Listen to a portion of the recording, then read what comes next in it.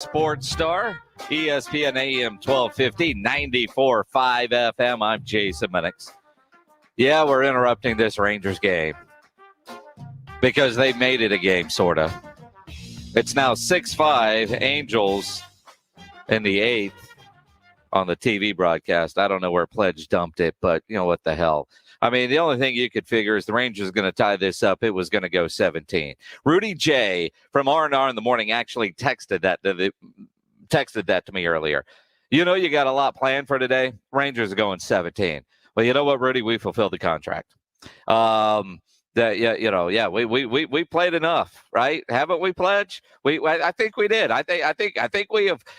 Look, if they're going to lose 100 games, I can cut off the 9th inning of a game, and if they rally back, we'll let you know what's going on. We'll let you know what is going on with the Rangers game, just to keep you posted. But man, we've got a lot to talk about on this Thursday. A lot to get into. We'll talk some Spurs coming up. The Cowboys and Panthers, yeah, they got a big game coming up. I don't know if you guys have heard or paying attention, but apparently Tom Brady's going home. Some are calling it the most anticipated regular season game ever. I think it's the most anticipated homecoming. I don't know if the game is going to be all that good because the Patriots aren't all that good. There's some Ben Simmons talk to get into as we talk about the San Antonio Spurs. And, man, we have a lot of people to talk to coming up on today's show. And, of course, we want to talk with you, as always, on the Kia Bossa Bacon phone lines, 210-656-ESPN, 656-3776. You can get us on Twitter. I am at Jason Minix. James Pledger is producing, as always, at least part of the show. I mean, it looks like he's dressed for his bartending gig down at the Pearl afterwards. But James Pledger is going to see Daniel Tosh, and I think he's already started drinking. So Edwin is there co-piloting. Edwin doesn't have Twitter. Edwin doesn't talk. But Edwin's going to, I guess, shadow and then take over at some point. Yeah, he is. But at the same time, you said I may have been started drinking already. So, you know, Carl brought me a bottle of Jameson Black Barrel to work today. Carl Schoening? Yeah. Why? Remember when he went on vacation like a day after he started? Yeah. Yeah. Oh, because you had to fill in for him? So he brought you a bottle of Jameson Black Label. And what did he bring Rob and Rudy? His presents? I don't know. He didn't bring me a bottle? Nope. But he brought you a bottle for doing your job? All right. Fair enough. Good for him. So he says payback for Pinkertons. Yeah, I deserve that. I mean, although he wasn't going to eat it. You know what really happened?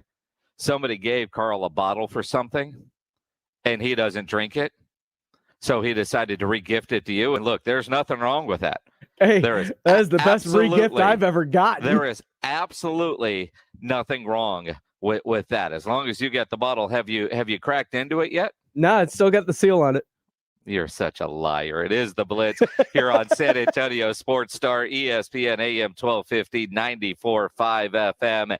Yeah, coming up, Eric Morris from UIW. He is going to join us. We've got a lot that we'll get into. John McClain, as always, at 5:30. It is a Thursday, What's on Tap Day, brought to you by Sam's Burger Joint. If you're in a band, if you have a gig, then and you've got something you want us to promote, 5:45, it's What's on Tap.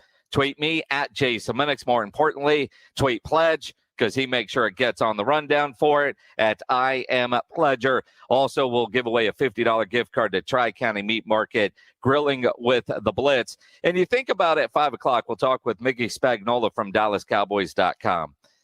As the Cowboys try to figure out who they are this season, you know, you look at the power rankings, you look at, you know, the Cowboys won big on Monday night against Philadelphia, and in some of the major outlets, they dropped. And part of that is because others went up the ladder. I don't know where the Cowboys are right now. I think they're a really good team. I think they're a good team that could be a really good team. They could be on the brink of a great team. And I don't say that as a homer, although I am. But when you see what they are doing, but more importantly, when you hear what others are saying about them, it feels like they are ready to take that next step. And when I say others, I mean football types. Not guys like me who like to talk football. I'm talking about former players, former coaches that are breaking it down tape, that are evaluating. When you have a coach that you are playing this week in Matt Rule, former Baylor coach, I look at Matt Rule, and I love Matt Rule. I liked Matt Rule when he was at Baylor. I remember meeting him at the San Antonio Quarterback Club meeting a couple of years ago, and I'm doing an interview with him. And hell, I thought I was talking to Kevin James, the comedian from what was it, King of Queens or whatever. Yeah. Whatever Ari Temkin's favorite show used to be. Oh, it was David Chancellor's. Or David Chancellor's. I thought it was Ari's. Whatever. I mean, you listen to Kevin James, and then you listen to Matt Rule, and you look at Matt Rule, and it's Kevin James. I remember even asking him about that. But he's a good football guy. You saw him last week in Houston with the Texas High School Coaches Association hat on. Matt Rule was one of those guys at Baylor. When you're talking about a major head coach that you could call, get information, talk to somebody, do something, get it done, he's going to give you the right information. I don't think he's the kind of guy that's going to BS you. And he's certainly not going to blow sunshine up when you don't deserve it, right? That's just how it is. Matt Rule was asked about the Cowboys offense, and he starts comparing Dak Prescott to Peyton Manning. When you talk about their offense, I think you have to start with Dak Prescott. And I think he's, I've watched him last year, I've watched him this year. He's superb. He calls the game at the line of scrimmage. He's getting the ball out of his hand. He's the second fastest guy in the NFL right now from snap to throw, which is emblematic or symptomatic. I don't know the right word of a quarterback who knows exactly where the ball is going to go versus the defense, who's on the same page with his receivers, who's getting in the right plays versus the right, coverages, who's making sure that he's protected. They have a magnificent offensive line. Tyron Smith at left tackle is a perennial Pro Bowler. Martin's a great player, Pro Bowler. And then outside, CeeDee Lamb's guy we competed against a bunch in college, tremendous wide receiver. Amari Cooper's one of the best players in the game. The tailbacks, Zeke and Pollard. Pollard. Yeah. Just excellent players. So I think they have the ability to run the football and throw it. They'll matriculate the ball down the field, or they'll be explosive. But I think when you just pull the whole thing back, it all goes back to, it's like watching Peyton Manning. It's like watching Drew Brees, call the game at the line of scrimmage. I think what Dak's doing right now is unbelievably impressive. When you hear that, there's not a higher compliment that Dak Prescott can get. There really isn't. And that's from the coach that's about to play you. But if you're watching the NFL Network, you're watching Orlovsky and Swago and the other guys on ESPN, they're all saying the same thing. That injury that Dak Prescott suffered last year has him so dialed in and focused that what you're seeing is a result of that. The byproduct and, dare I say, the benefit of breaking your leg in the middle of a game and losing a season. But Dak Prescott is so dialed in. He is on the same page with Kellen Moore. We've seen them throw 58 times in a loss to Tampa Bay. We saw them throw efficiently but run the ball well against the Chargers. And the same thing with the Eagles. Dak Prescott with total command of what's going on with this offense. He knows where those receivers are. Hell, you look at even the tight end, who Matt Rule didn't even mention. It just is, it's all coming together. And the schedule plays in the Cowboys' favor to really start drinking the Kool-Aid. You got Carolina this week without Christian McCaffrey. Then you got the New York Giants. Both of those are at home. Then you go to New England. Patriots aren't very good this year. At Minnesota, that one's going to be an interesting on Sunday Night Football, Halloween night. Then you got Denver and Atlanta, 2 basic buys. I mean, those teams suck. Then you got Kansas City and Vegas, New Orleans, football team, Giants football team, Arizona, and the Eagles. I mean, for all of you that laughed when I said this Cowboys team was going to be an 11-win team this year, they've already got a win that a lot of you thought was going to be a loss against the Chargers. And whether you think they should have won that game or not, it doesn't matter. They got the win. No matter how they sliced it, they got the win. We knew they were going to lose to Tampa Bay, but they almost won that game. I mean, so even if they started 0-2, which I think a lot of people predicted, because of the schedule, you knew the Cowboys were going to be able to stack wins. But because this offense, because Dak Prescott is seemingly playing at a high level, I mean, he has upped his game. Who knows? They're good. Could they be really good? Could they be great? Still too early. I'm a Cowboy fan. I've been through this. Cautious, but getting excited. Oh, I'm getting excited. Not as much as the networks are excited about what's happening Sunday night. It's not the game of the century.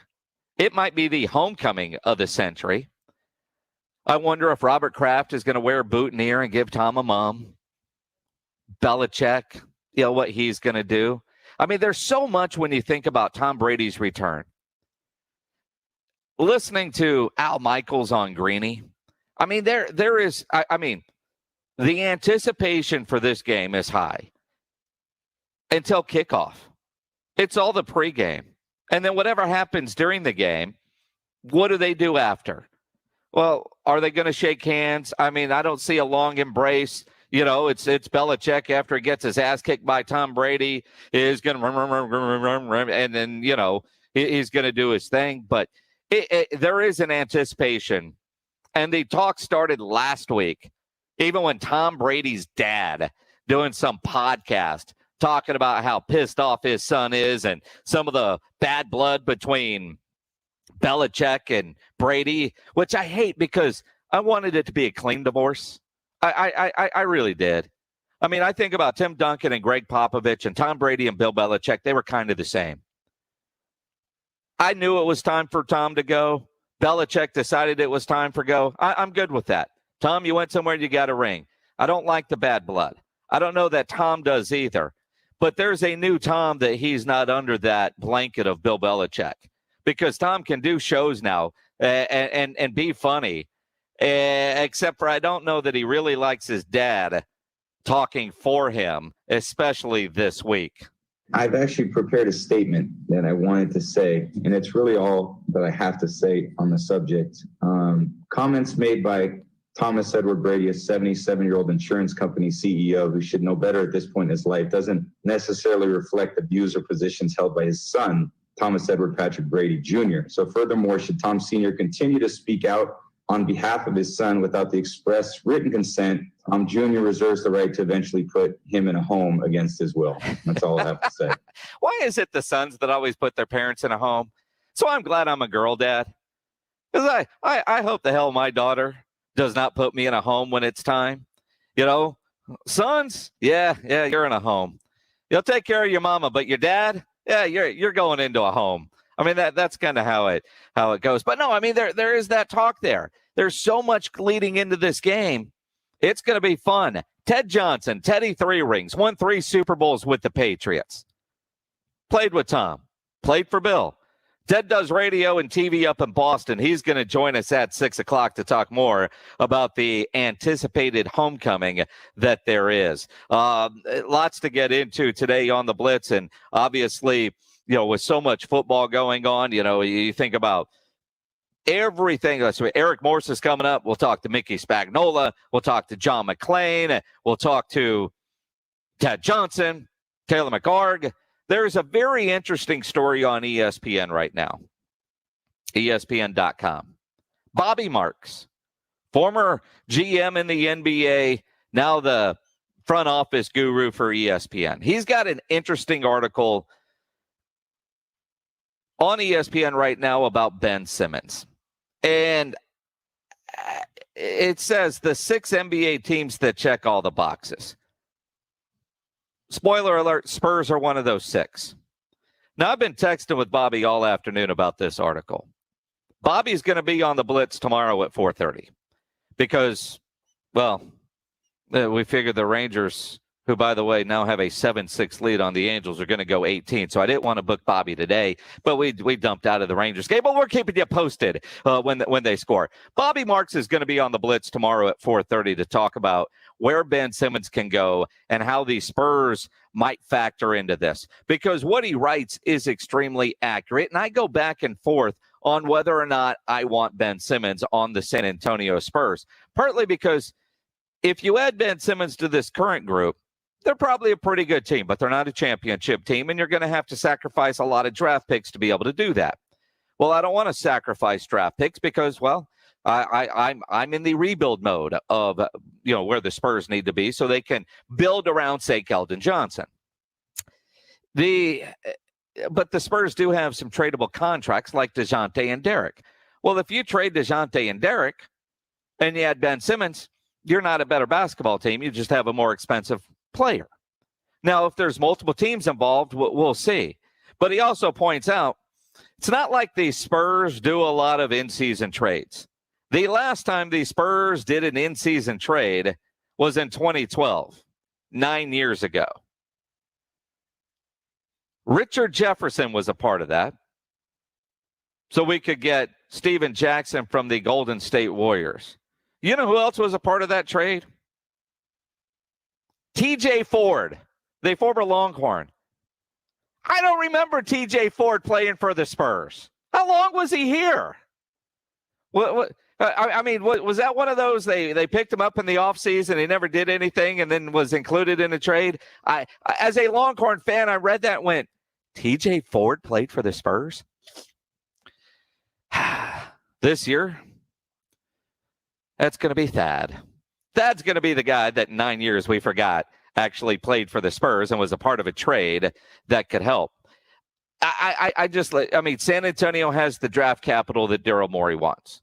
They've got young, talented players on tradable contracts. When you look at DeJounte at 15, Derek at 15, Thad is at 14. He's going to be an unrestricted free agent. Lonnie Walker's only $4.5 million. He could be, and you could have a Luka, but I don't know if that is what they want. I just look. I don't know. I go back and forth. I go back and forth on Ben Simmons, and then I read that Rock Nation wants Ben Simmons to be the focal point of a franchise for them to build around. He's a great player. I mean, forget what you saw at the end of the season last year and in the postseason when he was afraid to shoot the damn ball. He should have been Defensive Player of the Year. He's got those kind of capabilities, but he's not a two-way star. And maybe being a 1A just didn't sit well with him. Does he have to go somewhere and be the one? I don't want to be 1A, and I certainly don't want to be number 2. He's racking up a whole lot of fines right now by not going. Clayton Garcia says, didn't the Spurs trade Fernando DiColo and Austin Day in 2014? Your research might be better than mine. I don't remember. Pledge is nodding his head yes. So you're saying Bobby Marks is wrong? The question is, when did they make that trade? Was it an in-season trade? Because Bobby does say an in-season trade. We know the Spurs have made trades before, but this would be an in-season trade if they were to get this done. I just look at it. And again, Bobby is going to be on the show tomorrow at 4:30. February 20th, 2014, in-season trade, Austin Day. Well, I don't know that counts. Does that really count? That's like winning a coupon from a radio station as opposed to a gift card, right?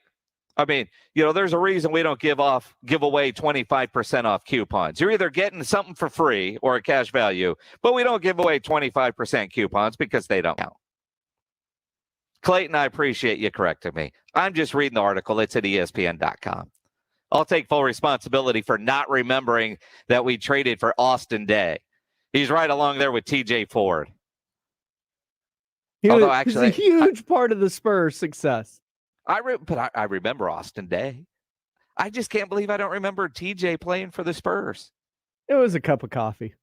I look up, just for me, look up how many games he actually played in, how many minutes he actually played in. Because I generally remember all that kind of stuff. I'm embarrassed to say that I don't. But I'm always going to be honest with you guys.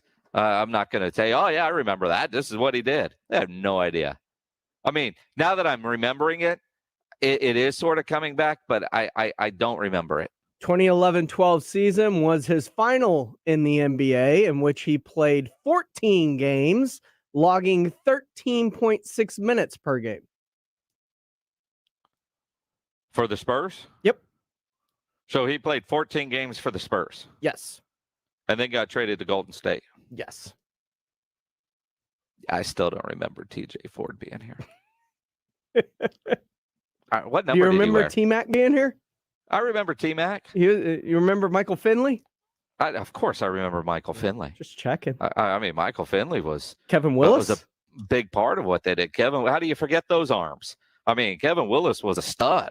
You know, I mean, yeah, no, I mean, that's it. I mean, I remember Mink Couture. I remember a lot of the guys that, you know, Jack Haley, the end of the bench, victory cigar types. I mean, T-Mac and his cup of coffee. I mean, yeah, all of those guys.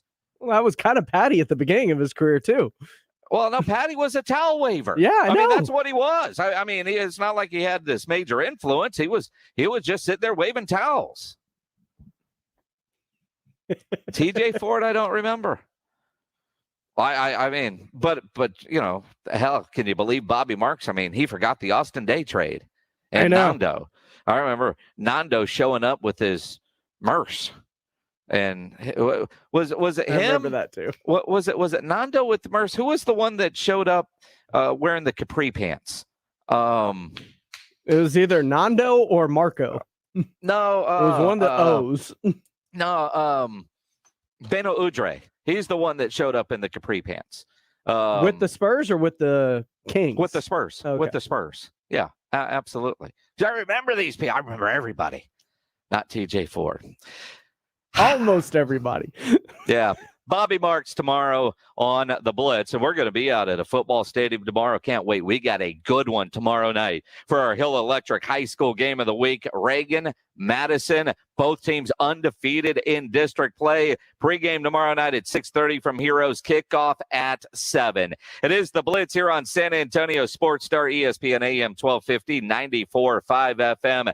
Coming up, head coach of them UIW Cardinals, Eric Morris. He joins us right after James Pledger gives us a Sports Center update here on the San Antonio Sports Star. I'm just making sure you're ready, man. I'm always ready. And the hell you speaking are. of being ready, Cowboys quarterback Trayvon Diggs has been ready to start the season as he was named the NFC's Defensive Player of the Month. Diggs opened the second season with 3 interceptions and 6 passes defense through these first 3 games, helping the Cowboys off to a 2-1 start to the season. He also registered his first career defensive touchdown in a pick 6 Monday night against Jalen Hurts. His 3 interceptions through these first 3 games tie his entire career interception mark from last year's rookie year. In college football news, the Texas Tech Red Raiders have scheduled a home-and-home series with the Arkansas Razorbacks in 2030 and 2031. The two teams will meet in 2030 up in Lubbock, and then the Red Raiders go to Fayetteville in 2031. Speaking of the Texas Longhorns, wide receiver Troy Omery is out the rest of the season as head coach Steve Sarkisian has announced he's having season-ending knee surgery, which now marks the second consecutive year that the redshirt freshman will miss the season due to a knee injury. I'm James Pledger for San Antonio Sports Star, ESPN AM 1250 and 94.5 FM. ESPN AM 1250 and 94.5 FM. Happy hour hour is back at Twin Peaks, and we're offering up more than just great drinks. Score yourself some chips and salsa for just $2. Your choice of mozzarella cheese bites, chips and queso, or fried pickles, where they're just $4. And the triple play quesadillas or 6 boneless wings, that's right, only $6. Each of these epic appetizers are craveable, shareable, and delicious. And what a deal. Happy hour at Twin Peaks just got better. See you Monday through Friday, 2 to 7 p.m. Again at late night. Get to Twin Peaks, eats, drinks, and those scenic views. 1911 Cigars is the premier cigar lounge in South Texas, providing quality, affordable cigars in a professional, inviting environment with a large covered patio with TVs. A BYOB establishment, 1911 Cigars strives to allow the avid cigar connoisseur a comfortable place to relax, socialize, network, and of course enjoy a great cigar. 1911 Cigars is available for private events and has private cabanas with TVs, fire pits, and heaters. 1911 Cigars at 207 South Main Street in Cibolo. Online at 1911cigars.com.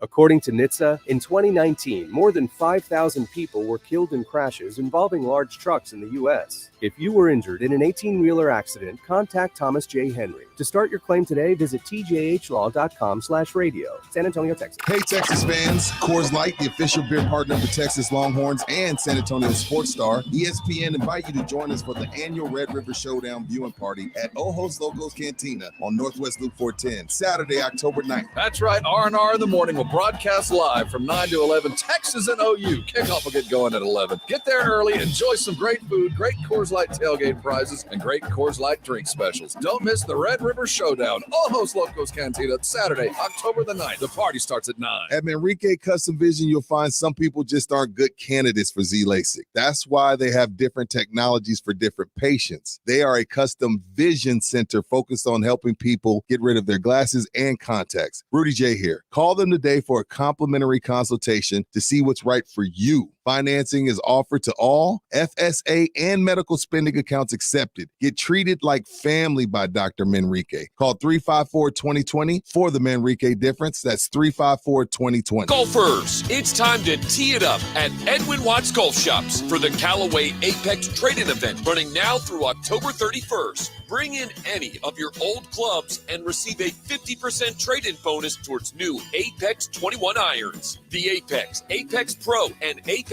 DCB are designed with artificial intelligence for faster ball speeds. Swing by and get custom fit today. Edwin Watts Golf Shops, home of the 90-day satisfaction guarantee. Listen to this station anytime, anywhere on Odyssey. Odyssey is your new audio home for all the music, news, sports, and podcasts that matter to you. Odyssey. That's AUDACY. These are the final days, the final hours of Diamonds Direct's incredible finance offer.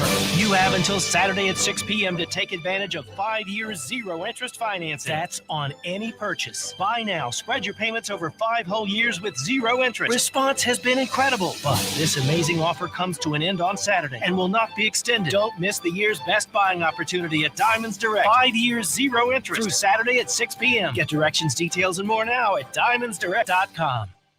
Guys, stop what you're doing. Give me a few seconds of your time and let me give you a piece of advice that will change your love life forever. Have you noticed you've been losing a little pep in your step? Has your lady friend asked you, is everything okay? Do you find yourself having trouble rising for the occasion? Do you stress out before that special moment and wonder, is it gonna work? Guys, I'm going to let you in on a big secret. You don't ever have to worry again. The Mojo Male Enhancement Formula has you covered. Mojo is the 100% guaranteed male enhancement formula that guarantees lasting success, if you know what I mean. The Mojo Male Enhancement Formula is safe, natural, and effective every single time, guaranteed. Mojo is available in a fast-acting spray and a quick-action capsule. Do yourself and her a favor and call Pure Line Nutrition in San Antonio today. They'll get you set up for success. Call 210-494-2210. That number again is 210-494-2210. Mojo Male Enhancement, only available at Pure Line Nutrition. Here in Texas, the heat is relentless. The storms are serious. And the hail is insane. Texas weather doesn't do anything halfway. And neither should your roofer. Your roof protects your home and your family.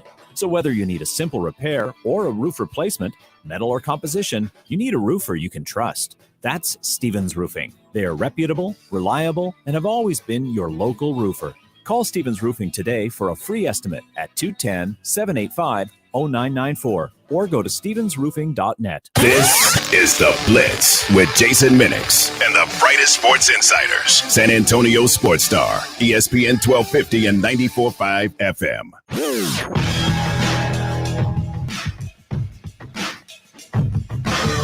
It is The Blitz here on San Antonio Sports Star, ESPN AM 1250 and 94.5 FM. I'm Jason Minix. The Texas Rangers, they've got a final up there. They beat the Los Angeles Angels 7-6, so Texas improves to 58 and 100 on the season as they play out the string. As we do every Thursday at 4:30, Eric Morris, the head football coach at UIW, joins us. Coach, I was at the game Saturday. Congratulations. That was a hell of a win over McNeese State.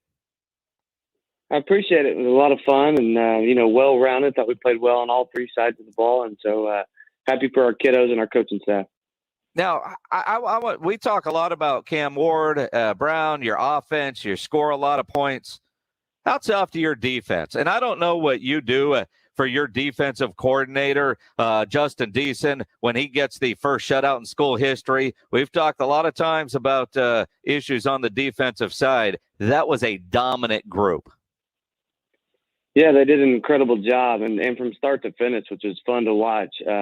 He got heavy praise in the locker room after the game, got the game ball, but hats off to him. I mean, they're grinding their tails off each and every day, meeting extra with the kiddos. And so, I thought the key of the game was 3rd and 4th down. I think we held them to converting like 17% of their opportunities and were great in the red zone. So that usually equals bad for the opposing offense, and they were able to get the goose egg.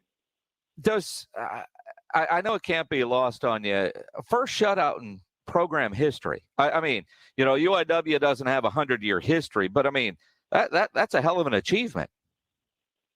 Oh, there's no doubt. And so, and just super proud of the players for working so hard. And I told them in the locker room, I mean, they've heard it, since last year that they hear this about the offense, that about the offense, all these yards and points we're putting up, and everybody wants the dog and talk trash on them.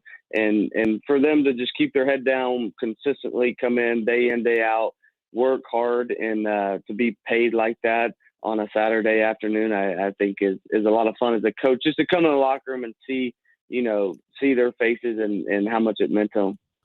At what point during the game did you think, all right, we can get a shutout here? And was there any point where, does that even creep into your mind where you're like, man, we've got to get this shutout? Because you start rolling in some other players in there, ultimately you're going to get the win. That's what matters. But seeing that goose egg up there at the end, at what point did you realize that was certainly in play, realistic? And did you try to maintain getting and preserving that shutout? Yeah, it's super rewarding. Now, I will be honest with you, is I think I'm the world's worst play caller in a 4-minute offense. And for those of you that don't know, I mean, a 4-minute offense is where you want to milk the clock, take the clock down to 0, take your time. And we just don't practice that way. We put tight ends in there and we try to mash it in between the tackles. And that's just not how we're built. I get more anxiety calling football plays. That last quarter where we had our backups in the whole entire quarter, I had more anxiety calling those football plays than I have in my whole entire life, just because I'm itching and calling for a first down somehow, some way, trying to keep our defense off the field because they're doing such a great job. And we were able to sketch out 1 first down, so that's an improvement for me. But I am my email's open for anybody that has any kind of ideas for 4-minute offense plan. I think hand the play sheet to somebody else. That might not be a bad idea. And I'm being serious. when you know your strengths and your weaknesses at some point, it is interesting. I'm glad you brought that up. Can we, let's go into the ditch for a minute.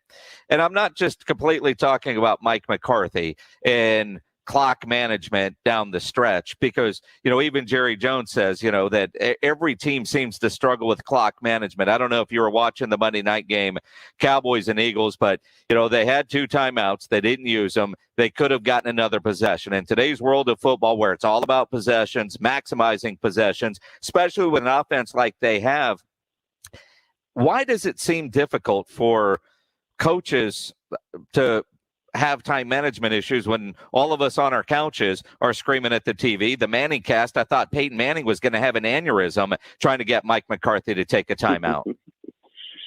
Yeah, I think they're scared not to make a mistake, and I'm totally opposite. I'm always want to stay super aggressive what we do. I mean, our average scoring drive is less than 2 minutes, even just in the course of a normal game, and so that's just how we operate, how we practice. And so I'm total opposite. I'm always calling timeouts, even probably when I shouldn't. Like if I could get the ball back with 20 seconds, I'll ask the guy, hey, do I have these 20 seconds, and we'll take it down the field. And so, I think it's guys just are afraid of something negative happen, maybe like where their team, where the mojo is right there, where the energy's moving on the field. But I'm total opposite. He definitely, I think, with Dak, with that offense, the way they were playing in the first half, should have called those timeouts and given them a chance to get in a 2-minute drill. He said he was comfortable with a 20-7 lead, even though Philadelphia was going to get the ball to start the second half. Is there a point in the game where you say, I'm comfortable with this lead? I don't think before halftime you ever do that. I think you get to a point in the McNeese game where, we were able to take some guys out there at the end of the third quarter, starting the fourth quarter, that we felt comfortable with the way our defense was playing. And then obviously what they like to do on offense, they're not a high tempo team. They want to slow it down and run it. And so we thought that kind of played in our favor.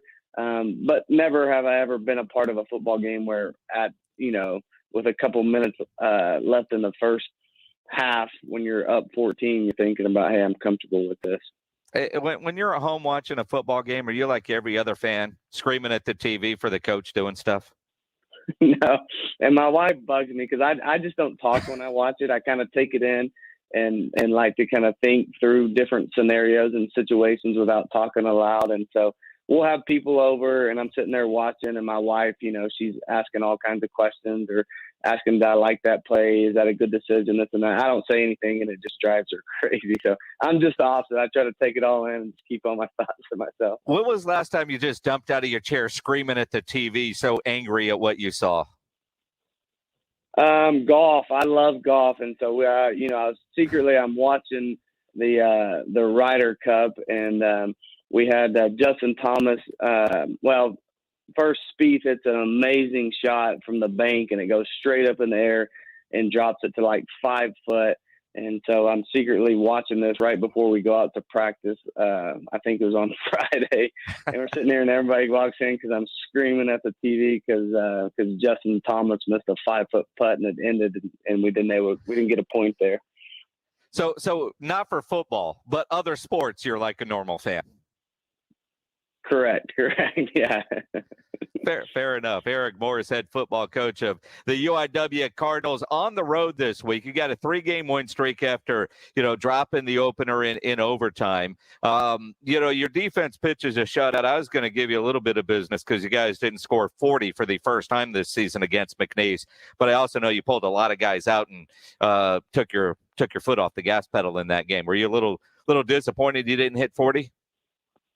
Yeah, but, not really where we took them out even, but we should have. We were really inefficient in the red zone and third downs. And really, that's two of the things that we've been super good at through the course of the spring season and now into the start of this season is we've been just incredible on third down, and our red zone efficiency is great. And so it kind of bugged me that we had opportunities. We drove the ball good. We put ourselves in great positions. And we were not able to capitalize in those two critical situations. And so those are the two things, looking back on a coach, that we've kind of been harping on this week, is we got to get back to our ways and playing winning football on third downs, which we call money downs. And then obviously we get in the red zone. We never want to leave it up to a kicker. We want to put that thing in the end zone ourselves. You're going on a road playing against a team that they're 0-3. How do you make sure your guys stay even keeled and don't look at this team and say, yeah, this is going to be an easy win? Yeah, I mean, I think I preach the same message, as Coach Traylor is right now. He is don't take the cheese. But we talk all the time, about just having poise, never getting too high or too low, not reading your own press clippings. As my mentor Mike Leach said, not to listen to your girlfriends. He said another word in front of that, but everybody can watch the YouTube on that one. But yeah, we have to remember what got us here. Our theme is to finish, and we talk about continuing to chop wood and to continue to work on the little things week in, week out, and remember that the preparation is what gives us these opportunities to be successful on Saturdays. And so this team's come to our place the last 2 years. They've been the last place team in our conference. We've been winning the conference at those times, and they've been able to get the best of us. So we've definitely reminded our guys of what's happened in the history of this matchup. If I remember correctly, because I went to that game last year at Benson Stadium, they come in, I think they were 0-4, 0-5. Former Stevens quarterback Bryce Rivers, and what they win, like 49-47. It was a crazy game. You're kind of happy for Rivers, but then not, because it knocked you guys off setting up that game, I believe, the following week against Sam Houston. But they showed they could go score a whole bunch of points. Yeah, no doubt. And we'll have to come out and play with the same attitude, energy that we have the past couple of weeks on defense, and then be able to score more points. And really, I'm not worried about our stats, and people want to ask, all kinds of things about how we're doing statistically in Cam Ward and touchdowns and passing yards, all that. That is all out the window. I want to win this football game and continue to stay on track to ultimately, have a shot at the conference title at the end of this thing. And so we get a bye. We're a little banged up right now, but we get a bye week next week, which is great timing for us. So we got to go on the road and handle our business, and then be able to get into a bye week and have 2 weeks to prepare for a really good Nichols team. Yeah, absolutely. And nice getting the bye. And Rivers isn't there anymore, right? I was trying to look at their numbers. Yeah. Yeah, he's not there, and I don't really know why. I haven't heard the backstory on it. I know everybody got an extra year, but I'm not exactly sure why he's not anymore. But played really good late for him last year. Well, so what does the new quarterback do? Your defense has a shutout on the record. They can't turn around and they got to go have another bad game. They got to back that thing up.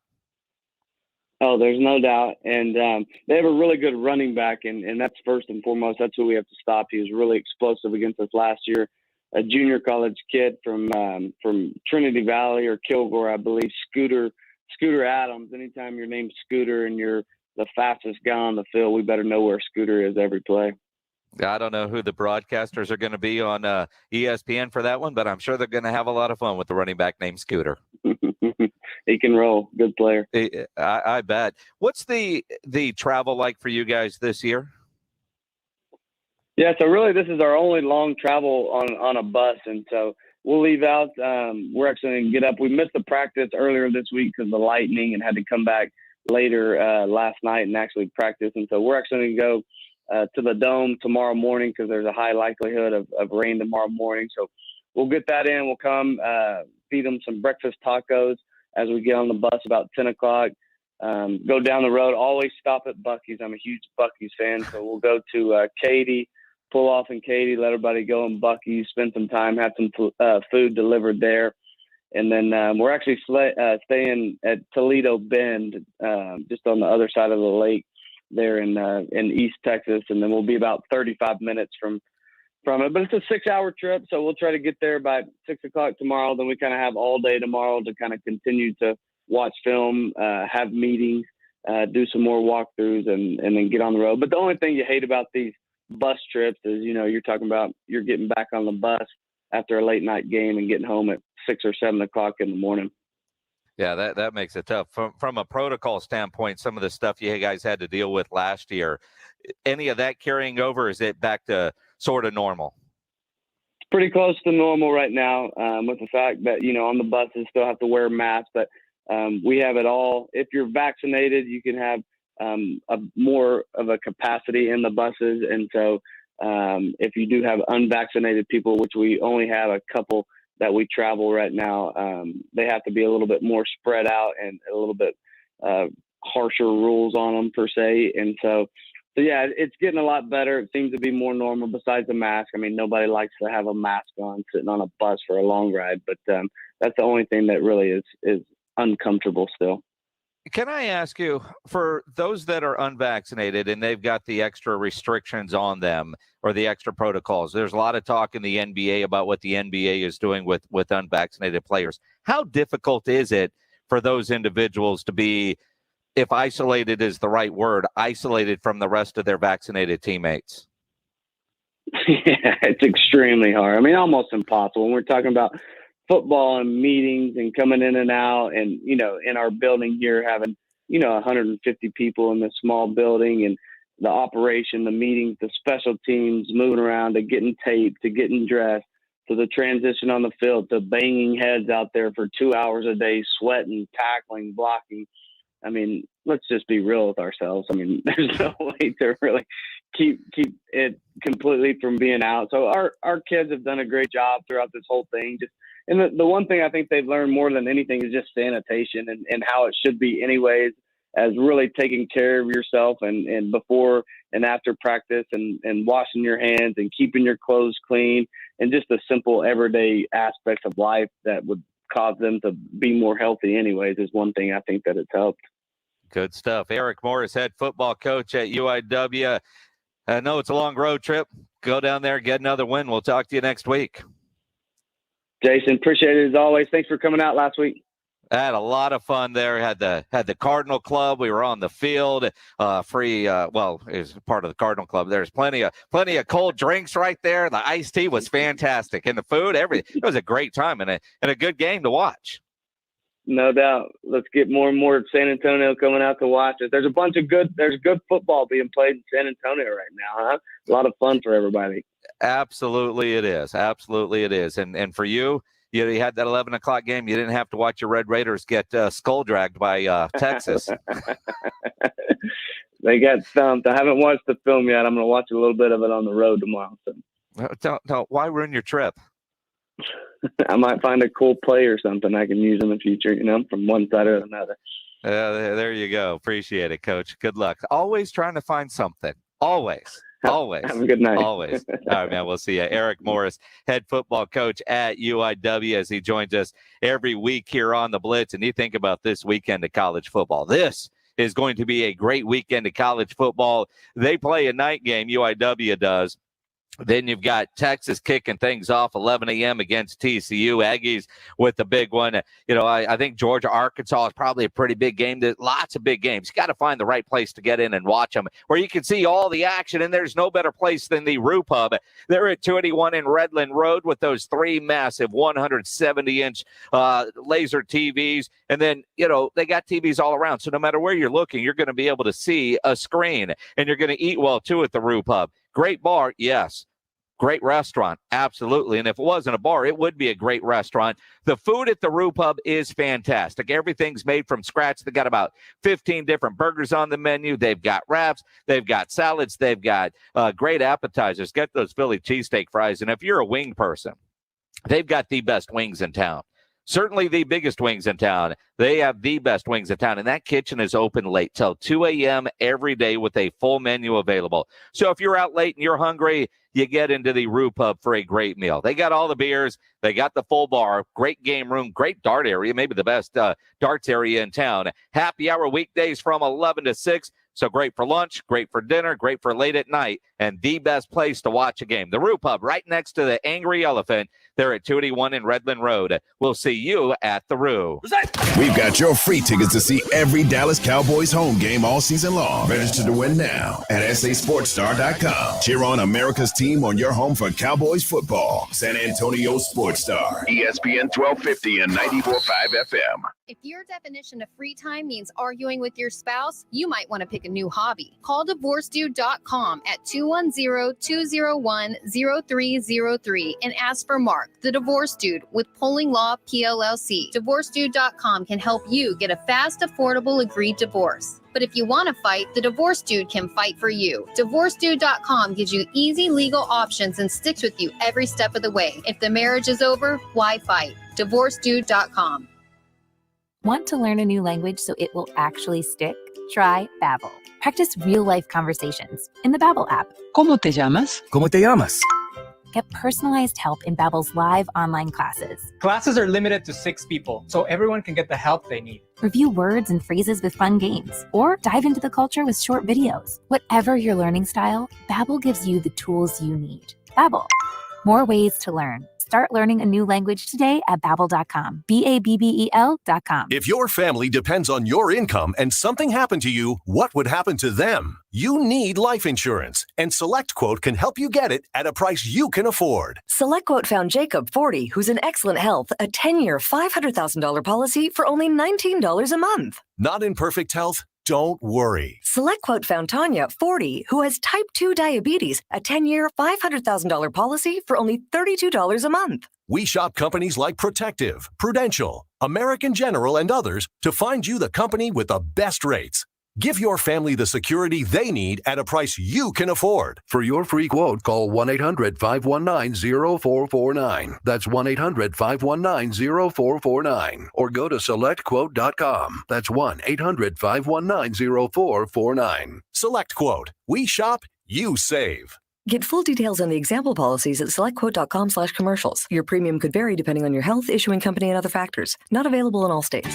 What we think we want tends to change as we gain more experience and wisdom. In your youth, you thought you wanted excitement. Now you know you want comfort. For your in-home comfort, the name to trust is Airtron. And with Airtron's Essential Home Care Plus plan, you get protection plus maintenance. Get total peace of mind with 2 tune-ups and safety inspections. You also pay nothing for covered repairs at the time of service. Call Airtron and Carrier. Turn to the experts and get comfortable. Online at airtronsa.com. It's that time of year again, and all eyes are now turning to football as teams are back on the gridiron. Head to the website or use your mobile device and bring the game home with betonline.net. There's never any FOMO with the iHeartRadio app. You won't ever have to miss out on your favorite shows and contests with this radio station again. Radio 24/7, 365. We're here when you want us. Stay connected and listen anywhere when you download the free iHeartRadio app. Do you have what it takes to be San Antonio's next sports star? Rock the Mic is back. The competition begins October 18th on San Antonio Sports Star, ESPN 1250 and 94.5 FM.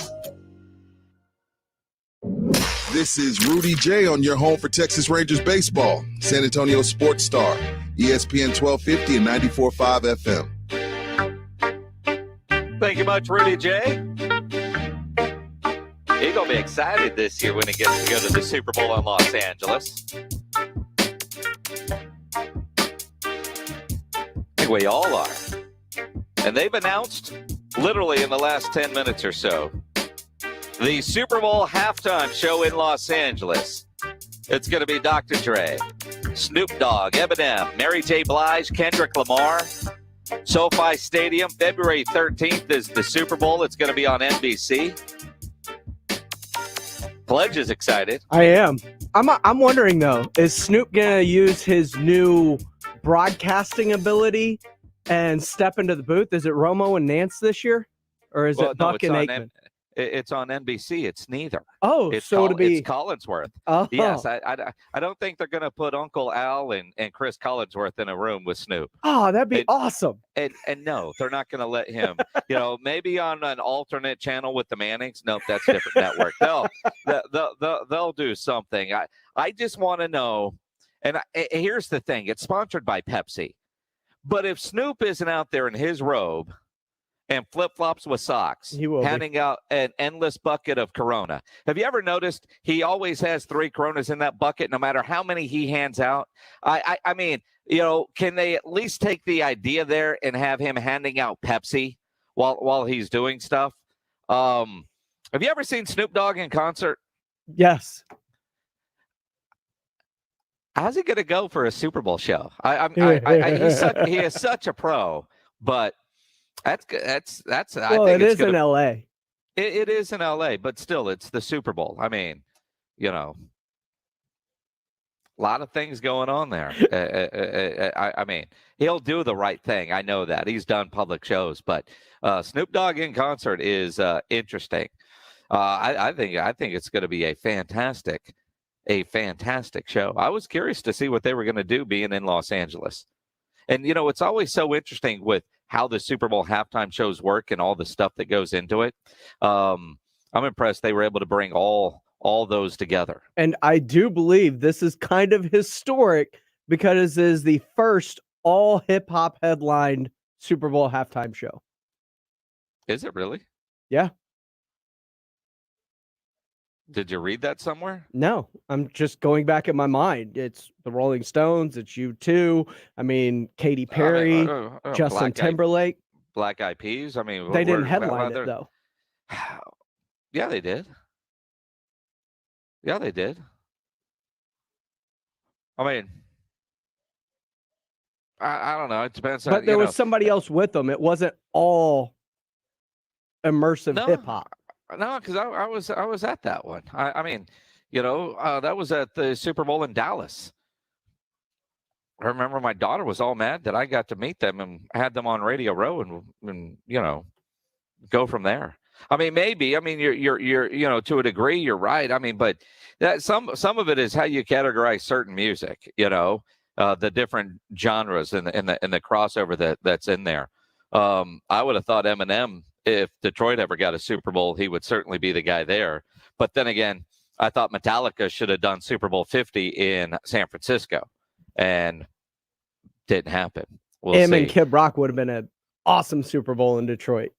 Mickey Spagnola from DallasCowboys.com joins us next as the Cowboys get ready for the Carolina Panthers this week. Jason Minix here from my friends over at the Ancira Chrysler Jeep Dodge and Ram truck, part of the Ancira I-10 Auto Complex. If you're like James Pledger and have the new car itch, you need to go see my friends over there at Ancira because you're going to get the best in customer service before, during, and most importantly, after the sale. That is why Ancira has been such a great family-run dealership in San Antonio for decades. They're going to make sure you're getting the vehicle you want with all the options and features that you're looking for. They'll give you great value on your trade-in, the best rebates and financing options that are available. And if you go in for an oil change and decide you need a new car while you're there, like James Pledger, you do it in the month of September, you're also going to get a couple of tickets to a UTSA football game. And price made Ancira number one. Price keeps Ancira number one. So think Ancira. Ancira Chrysler, Jeep, Dodge, and Ram truck, part of the Ancira I-10 Auto Complex on I-10 West between Wurzbach and Huebner. San Antonio Sports Star Pro Football Pick'em. Online at sasportsstar.com. Can you pick the perfect matchups all season long? If so, you could win $50,000. Weekly winners score gift cards to Pinkerton's Barbecue and the Mellow Mushroom. For official contest rules and to play, visit sasportsstar.com. Must be at least 21 years old to play this nationwide contest. One winner will be selected at the end of the season. The Pro Football Challenge from San Antonio Sports Star, ESPN 1250 and 94.5 FM. At Manrique Custom Vision, you'll find some people just aren't good candidates for Z-LASIK. That's why they have different technologies for different patients. They are a custom vision center focused on helping people get rid of their glasses and contacts. Rudy J here. Call them today for a complimentary consultation to see what's right for you. Financing is offered to all FSA and medical spending accounts accepted. Get treated like family by Dr. Manrique. Call 354-2020 for the Manrique difference. That's 354-2020. Jason Minix here for Alamo Water Softeners. Whether your home is a new build or an older home, Alamo Water Softeners has a water treatment bundle with special pricing to give your home the highest quality water treatment available. Choose from several bundles, including the Premier Whole Home Bundle. Get a free standard gas or electric water heater when you purchase a select top-of-the-line water softener, plus one filter and reverse osmosis system. Go to AlamoWaterSofteners.com. That's AlamoWaterSofteners.com. O'Reilly. It's Superstart Battery Month at O'Reilly Auto Parts. That means you can get up to a $25 gift card after mail-in rebate with the purchase of your Superstart battery. Return power, performance, and reliability to your car, truck, motorcycle, and more with Superstart batteries. Only at O'Reilly Auto Parts. O'Reilly Auto Parts. When you need an electrician, Hill Electric is available 24/7 for residential and commercial needs. If you're having to rework your office, let Hill Electric design your socially distanced space to ensure each workstation has the proper electrical needs. For over 35 years, the family-owned Hill Electric has served San Antonio. There is never a service charge and always free estimates. Call Hill Electric at 210-404-9074. That's 404-9074. Or go to hill-electric.com. These are the final days, the final hours of Diamonds Direct's incredible finance offer. You have until Saturday at 6 p.m. to take advantage of 5 years zero-interest financing. That's on any purchase. Buy now. Spread your payments over 5 whole years with zero interest. Response has been incredible, but this amazing offer comes to an end on Saturday and will not be extended. Don't miss the year's best buying opportunity at Diamonds Direct. 5 years zero interest through Saturday at 6 p.m. Get directions, details, and more now at diamondsdirect.com. This is the home of the Cowboys, Rangers, and Aggie football. KCDC, San Antonio Sports Star, ESPN, AM 1250 and 94.5 FM. Jason Minix, the Blitz. It is the Blitz here on San Antonio Sports Star, ESPN AM 1250, 94.5 FM. I'm Jason Minix. Cowboys, Carolina Panthers, Sunday. You can listen to that game right here on your home of the Dallas Cowboys, San Antonio Sports Star, brought to you by AA Best Bail Bonds and Ewald Kubota. Let's talk about the Cowboys and the Carolina Panthers. Mickey Spagnola from DallasCowboys.com joining us now.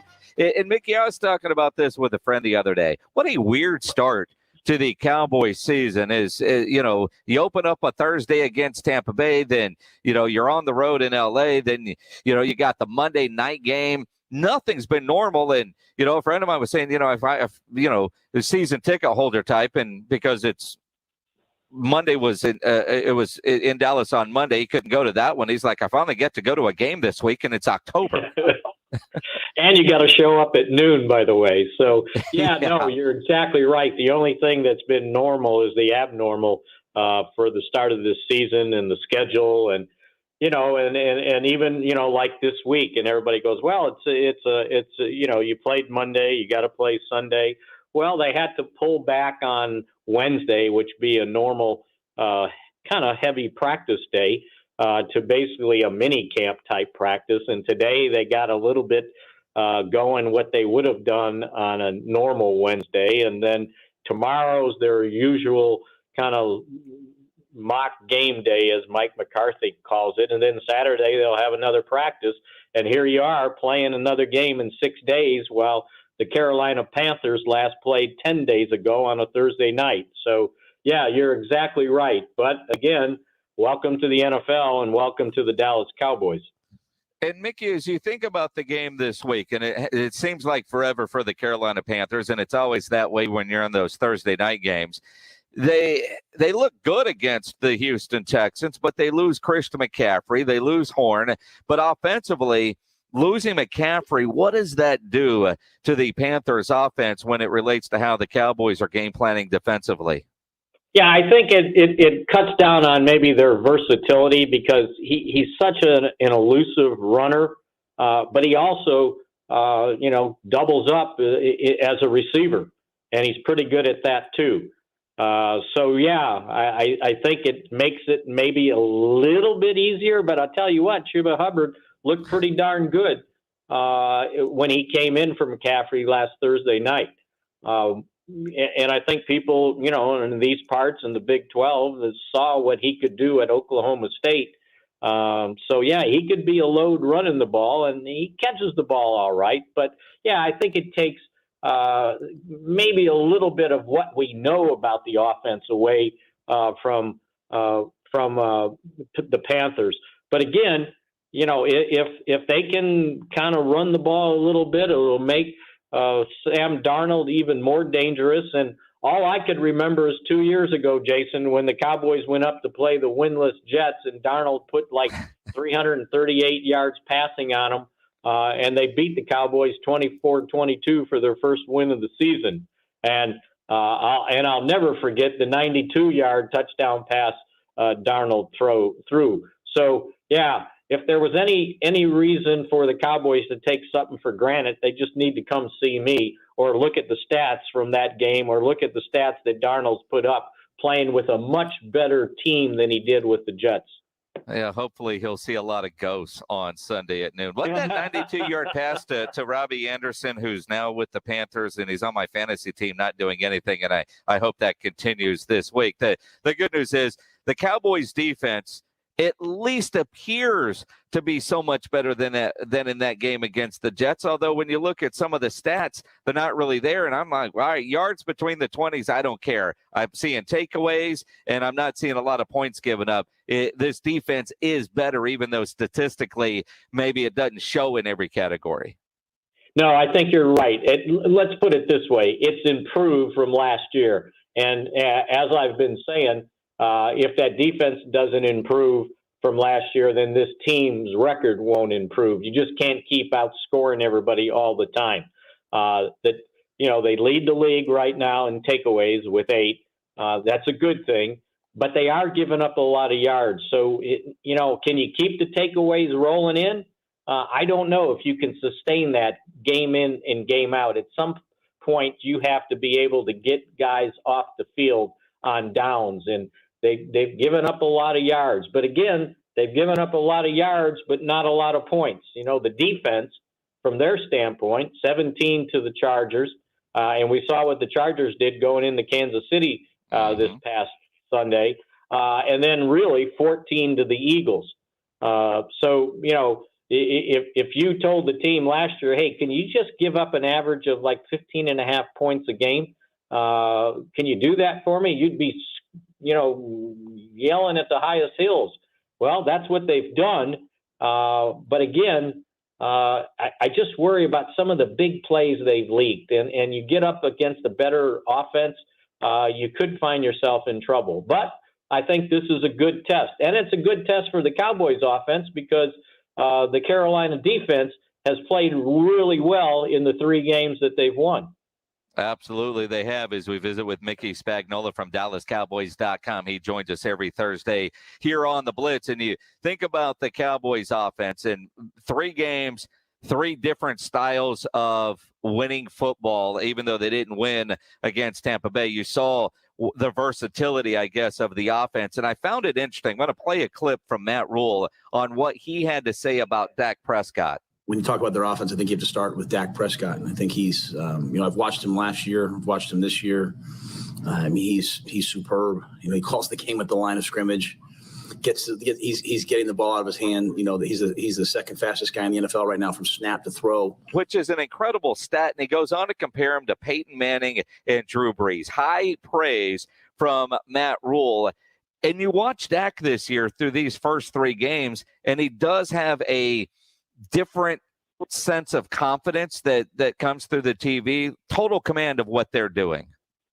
No, I think you're exactly right, and I think Matt Rule's exactly right. Just the way he's kind of operating there, it's showing that he's got total control of this offense, and he does have a lot of confidence in what they're doing. Now, it helps when the offensive line plays the way the offensive line has played over these first 3 games. And with the exception of La'el Collins out there, the offensive line is all together again. And Terrence Steele, stepped in and had another nice performance. I think he's been very decisive. It looks like when he gets the snap, he knows exactly what he's getting ready to do or where that ball is going to go. Anybody that thought that he wouldn't be healthy enough to do this, coming back from that gruesome injury and then the shoulder strain, boy, they're eating some words right now because he's playing at even a higher level than he was playing those first 5 games last year when the Cowboys were averaging 32 points a game. So, you can't say enough about the job that Dak Prescott has done. And then this is the other thing, Jason, his completion percentage. He's at 77%. In the last 2 games, it's been 83. That's incredible. But this is going to be a big test going against this Panther defense.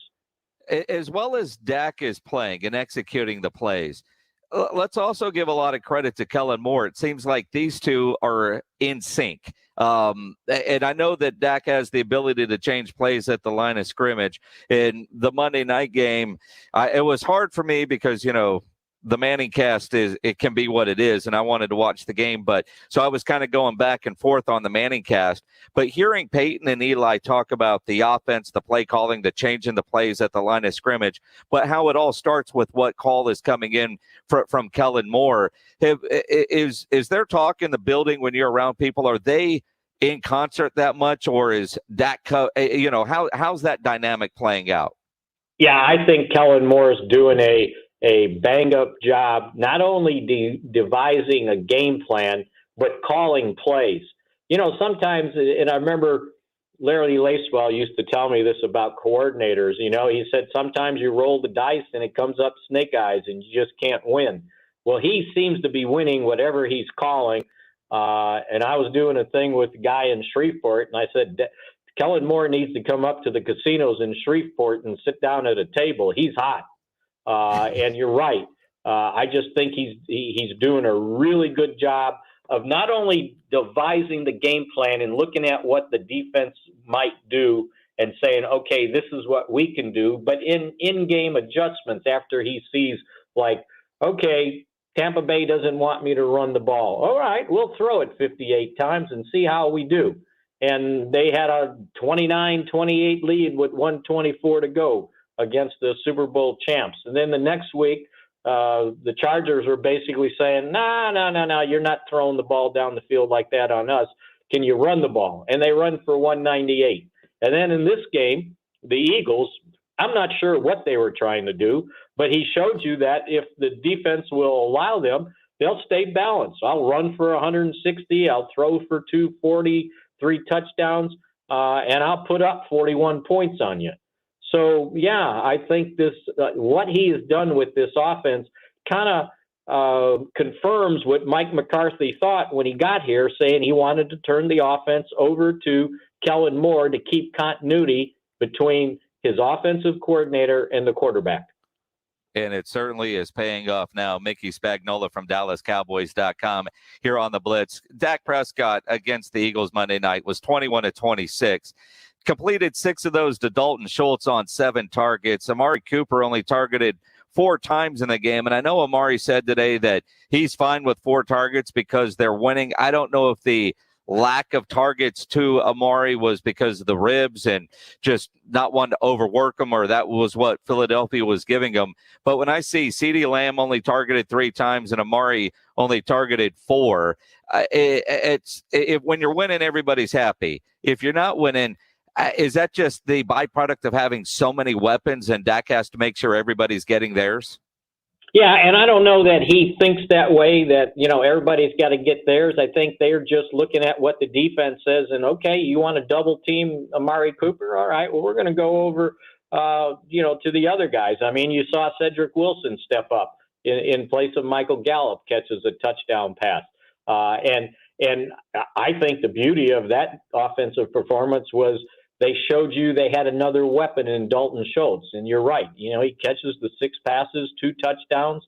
And they weren't Jason, it wasn't those normal tight end touchdowns catches where they run like 5 yards like Witten would do and post up in the end zone. He from 19 and then weaves his way from 22 into the end zone. And he was talking today. They said, well, did you think you can do that? He goes, well, I don't know. But when I got in the open, he goes, all I could see was the goal line. And he goes, and that's where I was headed, and they couldn't stop him. So there's another weapon, and they still haven't exploded all that Blake Jarwin can do. But I think they're being kind of pacing him coming back from his torn ACL. So yeah, it's almost an embarrassment of riches, especially when you got the 2 running backs that combined for, I think it was 156 yards, maybe. That's pretty good balance in an offense if the defense will allow you to do that. And again, they win 41-21, and the game really wasn't even that close. And, a lot of attention on the defensive side. Diggs is playing at an incredible level, playing with a lot of confidence, had that nice pick 6. Micah Parsons, obviously, is a rookie, getting a lot of attention that's well-deserved. How about number 97? I'm not even going to try to say his name. I just call him 97. At some point, I'll learn how to say his name because he's playing his way into that realm. But we thought there was going to be some issues on the defensive line with some injuries. 97 is playing out of his mind right now. Yeah, you can do what I did from the start. I would call him just Osa, and then I got into the rhythm of it, Osa Odigizua. And he did have a nice game, and that was kind of his coming out party. Now, he's starting in place of Neville Gallimore, and, had Gallimore been healthy, he would have been a rotation guy behind him. And I asked someone today, I said, so do you think both of those guys could play at the same time? And it was like, yeah, I think so, because Odigizua is versatile to play either of the defensive tackle positions. Neville's more of a three technique guy, and he adds a little bit more speed and bulk up in there.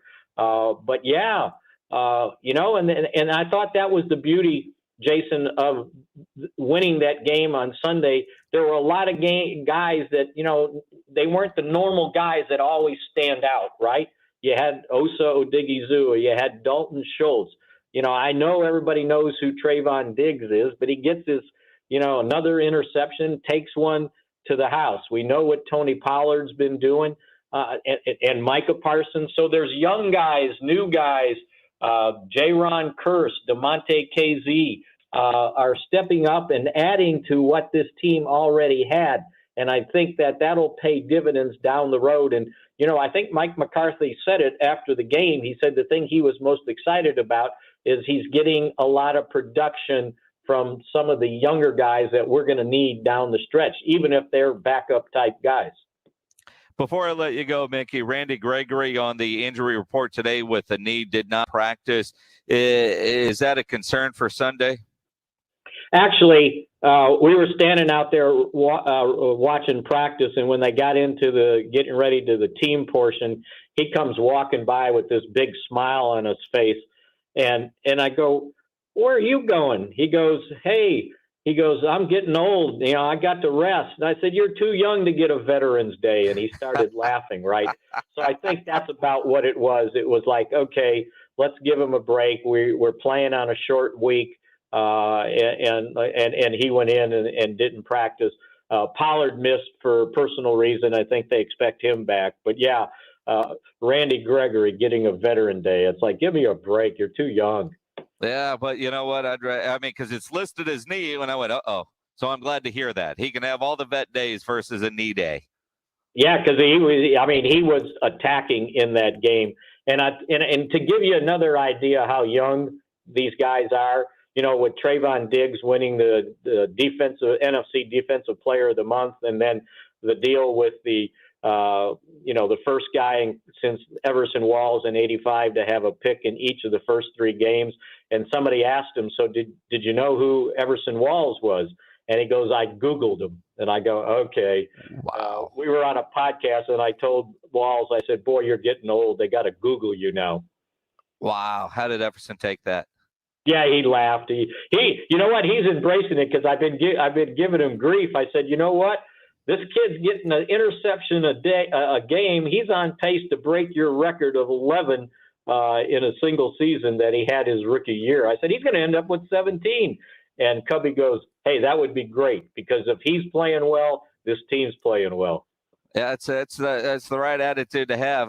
Google him. Especially because Everson's around the building enough. I would, but hey, that's kind of how it goes. It was, we'll see. Mickey, always appreciate the time. We'll talk to you next week. And again, follow him on Twitter. Read his stuff. That daily podcast that he does with all those guys talking Cowboys is always fantastic. Mickey, always appreciate the time. Good to be with you, Jason. Talk to you next week. Absolutely. Mickey Spagnola from DallasCowboys.com. It's going to be an interesting weekend in the NFL. There's some games that you look at and you go, yeah, and even tonight's game. The Bengals-Jaguars, and the rule that everybody's got to be on national TV. Last week the Texans got their dose. This week it's going to be Jacksonville. But Trevor against Joe Burrow, that's interesting. Make sure you get your fantasy lineup set if you have a Bengal on your team. I can't imagine you're going with any Jacksonville players. Also, the Pigskin Pick'em from Pinkerton's Barbecue at San Antonio Sports Star, sasportstar.com. You want to do that. get the Bengals, get a head start on the rest of the week so you could win yourself potentially a gift card to Pinkerton's Barbecue and a Mellow Mushroom. But I look at some of the other games this weekend. I'm curious to see what the Bears are going to do just because they're such a dumpster fire. How is Nagy going to screw that up, and who's going to be the quarterback? Yeah, I look at the Cardinals-Rams game. Looks extremely interesting with the Rams after that win. Both teams undefeated, big division game. Rams coming off a win against Tom Brady. And, of course, the Cardinals and everything that they've been doing, can they maintain? Seahawks 49ers is going to be good. A lot of talk about the Steelers this week going against the Packers this Sunday. I mean, Big Ben, are you going to be able to walk? There's a Sunday night game you might have heard of, Tampa Bay and New England. There's been very little promotion about this game. But Tom Brady's actually going back to New England. I don't know if you've seen any of the hype talk preview about. We know nothing about game plans when it comes to Patriots Buccaneers.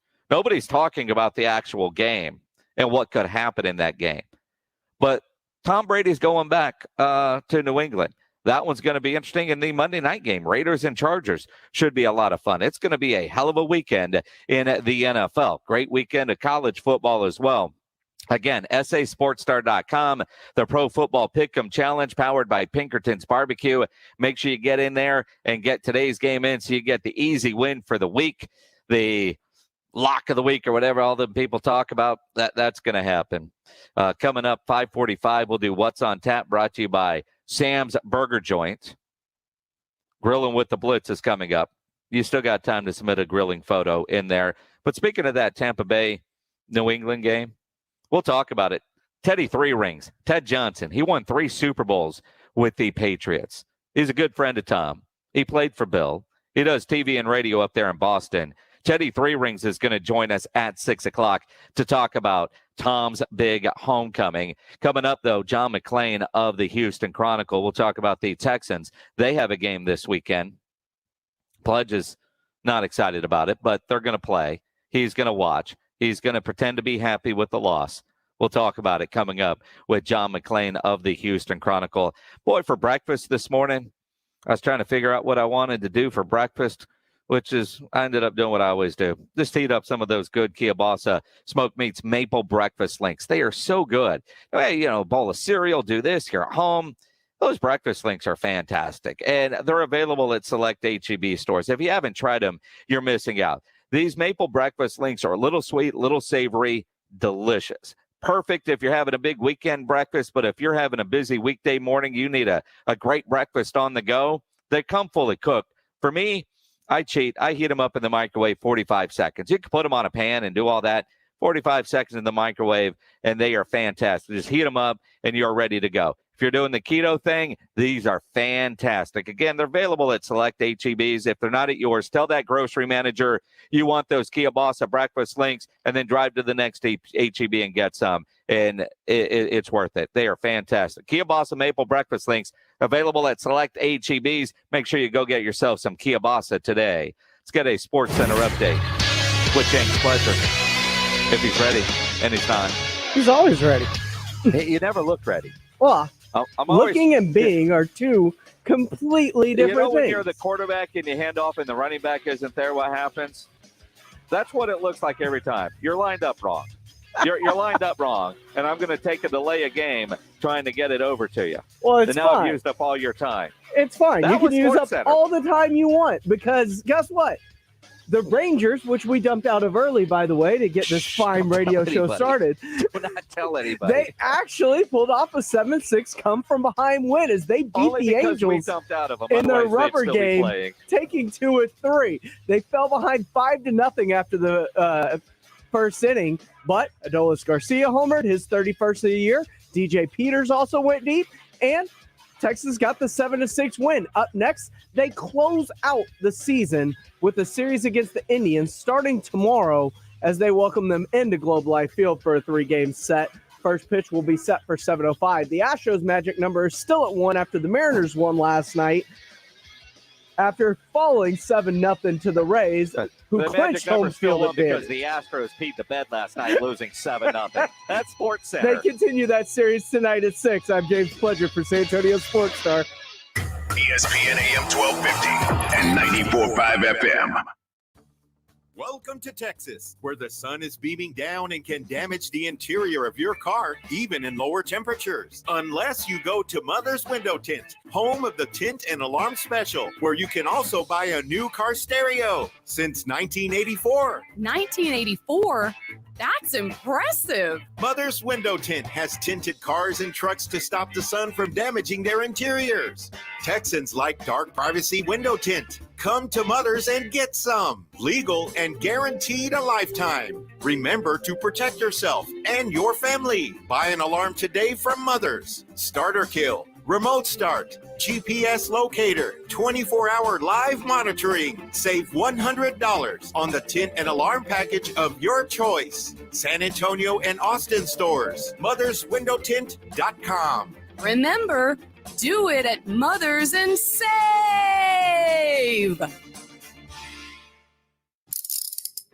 If you get arrested, get out of jail fast by calling AA Best Bail Bonds, 210-225-2121. Text bail to 474747 or online at mybestbailbonds.com. You don't have to call attorneys or anybody else. Don't be forced into a PR bond. If the jail offers you one, make sure you understand the conditions before accepting it. AA Best Bail Bonds. Nobody beats their price. They have payment plans. Call 210-225-2121 or mybestbailbonds.com. License number 149.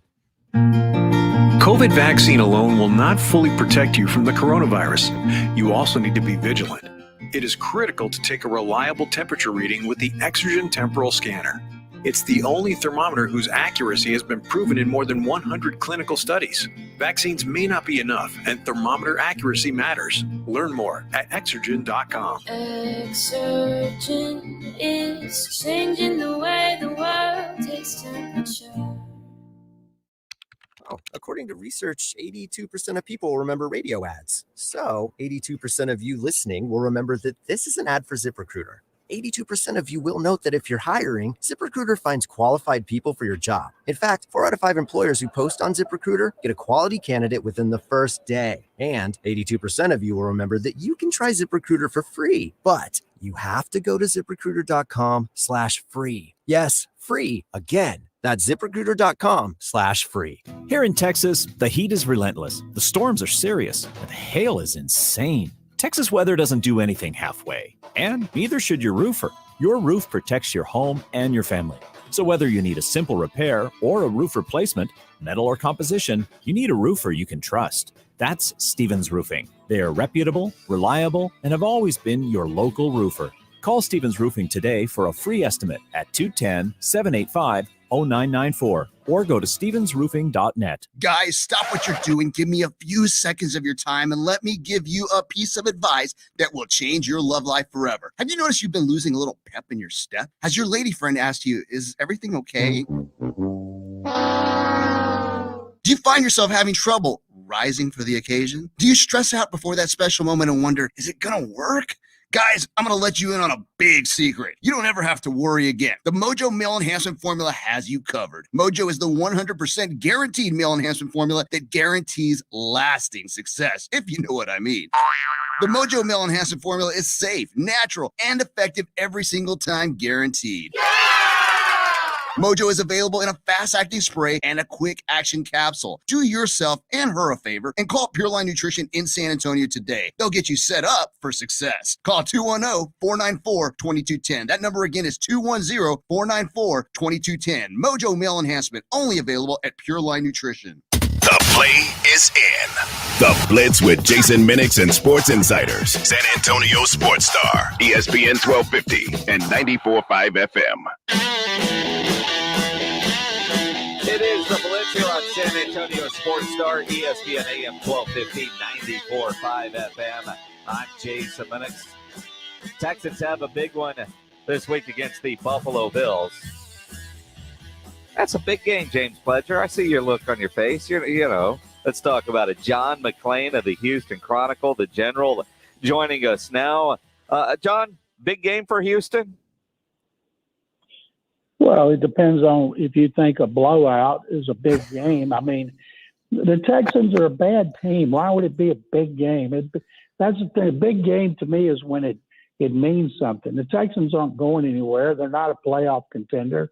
They're trying to win a second game. It's not going to happen against the Bills. Maybe next week, Jason, when the Patriots come here with Mac Jones, and we'll have Mac Jones versus Davis Mills. And right now, Davis Mills is doing better than any of these rookie quarterbacks with an 80.9 rating, which blows away the other starters, and that would be Trevor Lawrence, Zach Wilson, Mac Jones, and Justin Fields.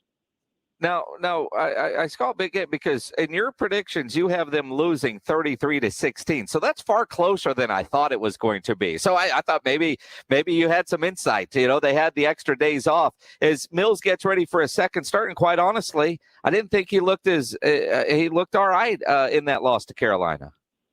They didn't lose the game because of him. They lost because they can't run the ball. Since they had a good game rushing against Jacksonville, the running game's been terrible. Run blocking's been bad. The running's been bad. I'd like to see their fifth running back, Scotty Phillips, who led them in rushing in preseason. But and think about this.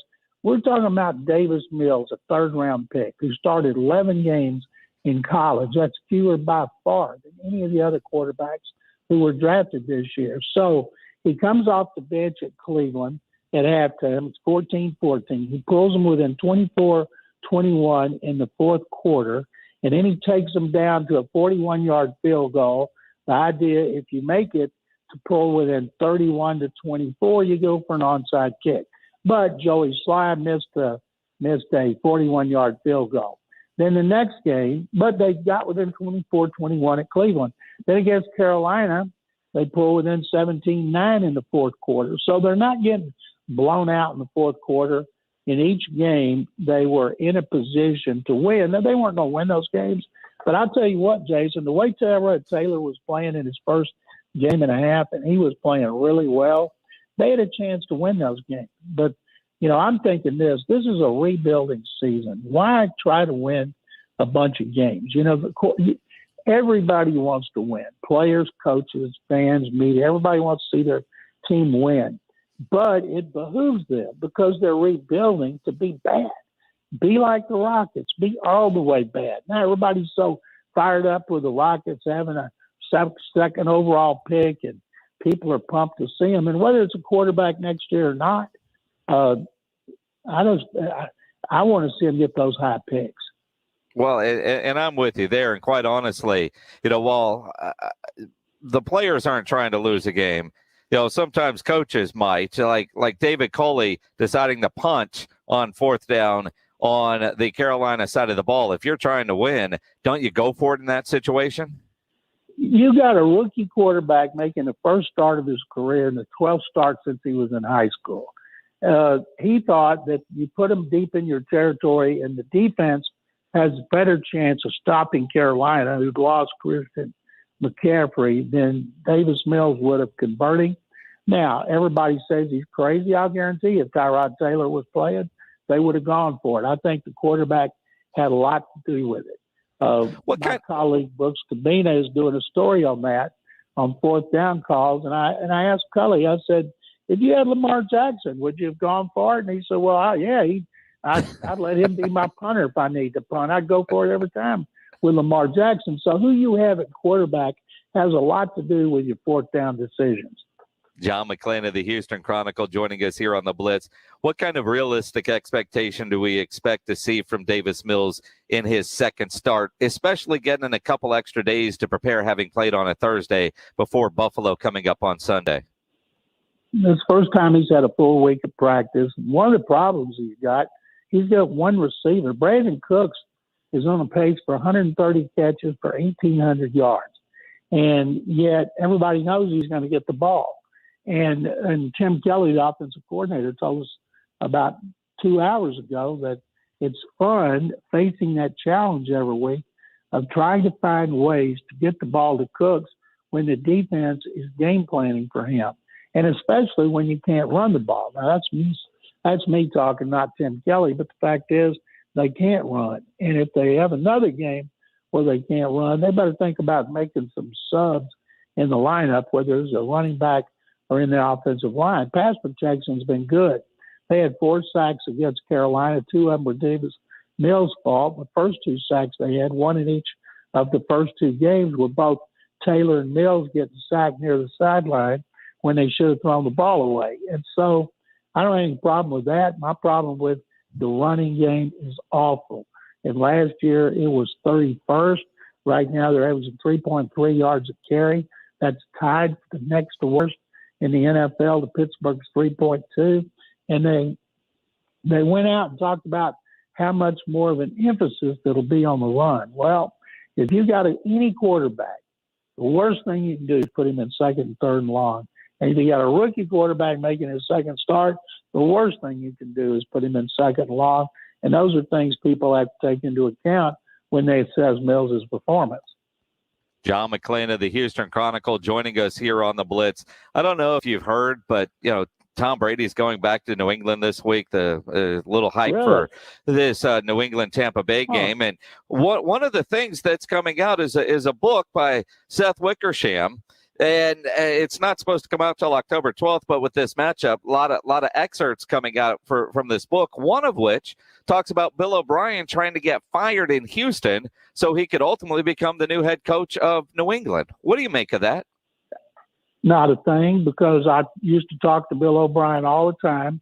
His goal was to get control of personnel here and have the kind of control that Bill Belichick had in New England. And he used to tell me Belichick was going to coach forever. And if he wanted out of Houston, all he had to do was ask the McNairs, and they'd said, okay, we'll let you go.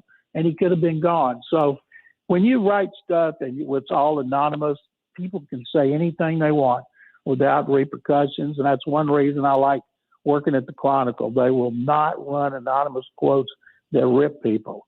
And I like that. But, I'm not saying it's not true. I'm only telling you about my dealings here. If he'd have wanted out of his contract, he wouldn't have had to try to get fired. All he would have had to do was ask. I 100% agree, which is why I wanted to hear it from you. That's why you're the best. John McClain of the Houston Chronicle. What do you make of the hype about this homecoming game? I think that it's exciting, of course, but it would be more exciting if the Patriots were any good. They're not. They've gone with a rookie quarterback, Mac Jones. He's struggling. He beat the Jets, who are even worse. And so Brady is coming off a defeat. He doesn't lose back-to-back games too often. So he's going to want to show everybody in New England what they're missing, like they don't know. And he wants to bounce back from that loss to the Rams. And so I think it'll be especially bad because he'll play great. But I'm happy for the fans there. I was stunned, Jason, when somebody told me on one of my shows here this week, you could get into that game for $350. A terrible seat, of course, but $350. And I think if you're a fan and you want to see history, $350 pretty cheap. It is pretty cheap. So on your way back from Buffalo, you're going to stop at Foxborough? No, I can't afford the $350. Maybe you could give me a loan. Says a true newspaper man. John McClain of the Houston Chronicle. Always appreciate the time. Enjoy the trip up there. Jason, it's my pleasure. Thank you very much. And I look forward to talking to you next week. Absolutely. Make sure you're following John McClain on Twitter at McClain_on_NFL. And he is so right. He is so right when it comes to anonymous sources.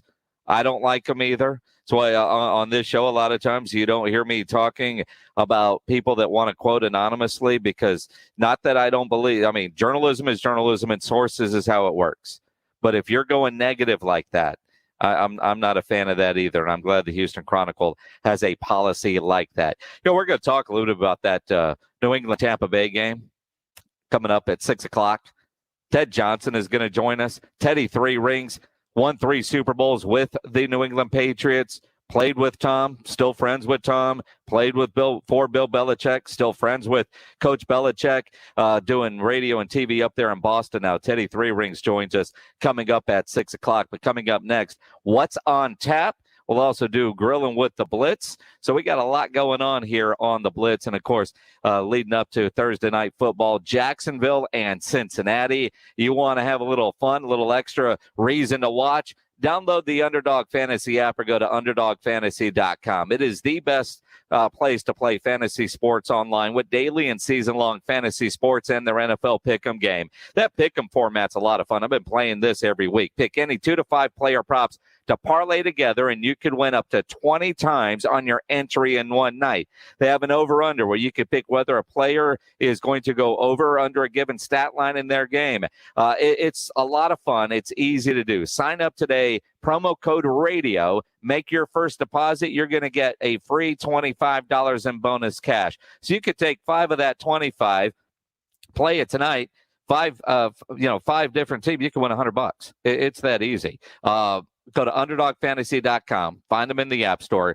Make sure you enter with promo code RADIO to get that free $25 cash with your first deposit. Terms and conditions apply. Download the app today. Start playing today. You got Jacksonville and Cincinnati coming up. Just make sure you use promo code RADIO at sign up. Go download the app or go online, UnderdogFantasy.com.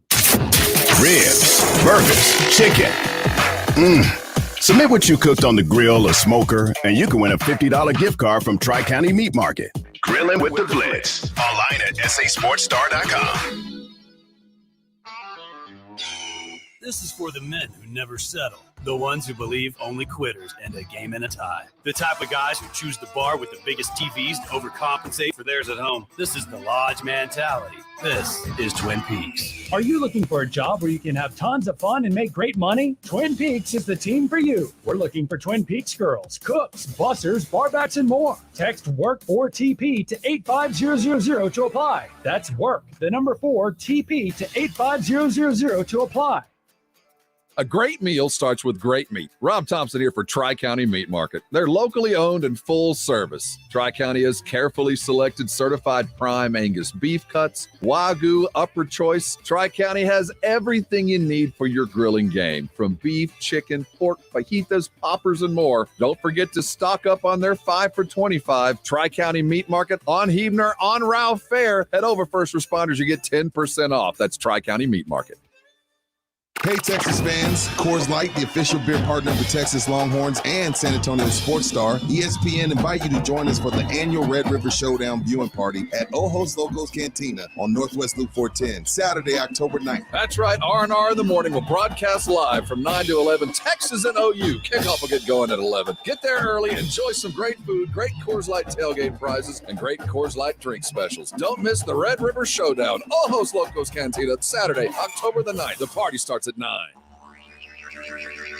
Howdy, San Antonio. Chip Ingram from the Roo Pub and the Angry Elephant, inviting you to come out and enjoy patio season. We have newly remodeled patios, garage doors, and everything else you need to enjoy this great South Texas weather. As always, ice cold beer and specialty drinks. Happy hours daily from 11 a.m. to 7 p.m. And our kitchen is open from 11 a.m. to 2 a.m. See you soon at the Roo Pub and the Angry Elephant at 281 and Redland Road. Your source to local news and sports in San Antonio begins with the San Antonio Express News. We've collected, written, and shown the stories that matter most to San Antonio. Look no further than the San Antonio Express News to continue to provide information and strength to the community. Whether it's on the field or on a court, we provide the ground local coverage. Go to expressnews.com for the most up-to-date high school and college sports coverage. Subscribe today at expressnews.com. The pop culture event of the year, Big Texas Comic-Con, returns October 8th through 10th to the Henry B. Gonzalez Convention Center, featuring top talent from the world of movies, TV, comics, and more. Headlined by actor Giancarlo Esposito, known for his role as Gus Fring from the award-winning series Breaking Bad, and Martin Cove from Cobra Kai and The Mandalorian. Lots of meet and greet opportunities from fan favorites. Shop from vendors offering a wide range of collectible toys, comics, games, and more. Tickets and info at BigTexasComicCon.com or the Alamo Dome box office. What we think we want tends to change as we gain more experience and wisdom. In your youth, you thought you wanted excitement. Now you know you want comfort. For your in-home comfort, the name to trust is Airtron. And with Airtron's Essential Home Care Plus plan, you get protection plus maintenance. Get total peace of mind with 2 tune-ups and safety inspections. You also pay nothing for covered repairs at the time of service. Call Airtron and Carrier. Turn to the experts and get comfortable. Online at airtronsa.com. These are the final days, the final hours of Diamonds Direct's incredible finance offer. You have until Saturday at 6 p.m. to take advantage of 5 years zero-interest financing. That's on any purchase. Buy now. Spread your payments over 5 whole years with zero interest. Response has been incredible, but this amazing offer comes to an end on Saturday and will not be extended. Don't miss the year's best buying opportunity at Diamonds Direct. 5 years zero interest through Saturday at 6 p.m. Get directions, details, and more now at diamondsdirect.com. The top teams, the thundering dunks, the last second shots. Fade away 3, go! Get the latest NBA preseason news, opinions, and analysis on San Antonio Sports Star, ESPN 1250 and 94.5 FM. This is Greeny on San Antonio Sports Star, ESPN AM 1250 and 94.5 FM. The Blitz wants you to know what's on tap. Brought to you by Sam's Burger Joint. It is a Thursday. We get ready for a big weekend that starts tonight for James Pledger. Starts in about 12 minutes for James Pledger. We will see. What's on tap, as always, brought to you by Sam's Burger Joint. And they got a lot going on this weekend there at Sam's Burger Joint. You can check their full lineup at samsburgerjoint.com. Great place to go for lunch, get some dinner, then catch a great show. Emily Wolf is out there tonight. Tomorrow night, Reckless Kelly is playing. Yeah, I'm kind of bummed that we got the high school football game tomorrow because I'd love to be at that show. I haven't seen Reckless Kelly in a long time. It's been a hot minute. They do the Braun brothers, man. They're so good. Yeah, you're right. Although high school football ended around 10. Guessing that show 9:30. You can still make it. You think? No. Saturday, Everlong, a tribute to the Foo Fighters. I might be at Sam's Burger Joint on Saturday. I was wondering if you were going to do that. Have you seen Everlong? I have not. Are they any good? I have no clue. That's why I was asking if you'd seen them. Generally speaking, if it's a tribute band that's playing at Sam's Burger Joint, they are good. Okay. I mean, again, and I'm not the biggest fan of tribute bands. I don't mind if you're a cover band and you play all kinds of stuff, but if you're a tribute band, you better be damn good. And I've seen a couple at Sam's Burger Joint, and I know they've got a rule. You can't be a cover band or a tribute band and suck and play at Sam's Burger Joint. So I'm going to guess Everlong is good. We will see. On Sunday, they've got a Rolling Stones tribute band called Satisfaction.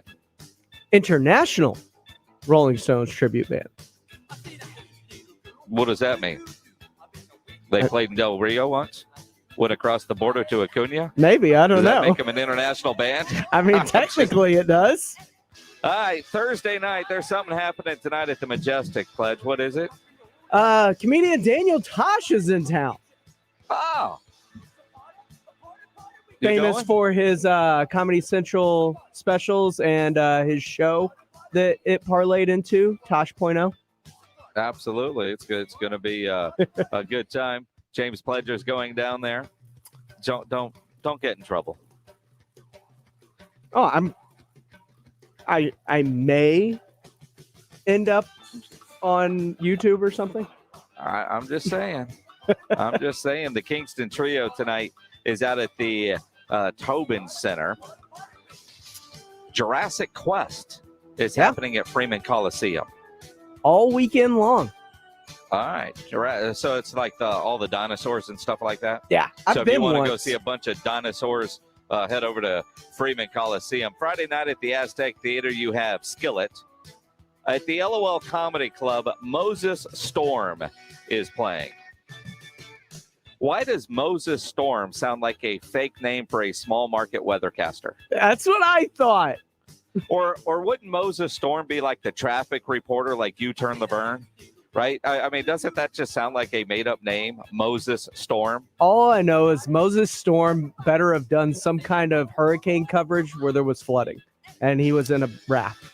As long as they parted the sea. Tim Allen is at the Majestic Theater. I know, that caught me off guard as I was putting this together. Tim the Tool Man is Tim still the touring. Tool Man Allen. He is still touring.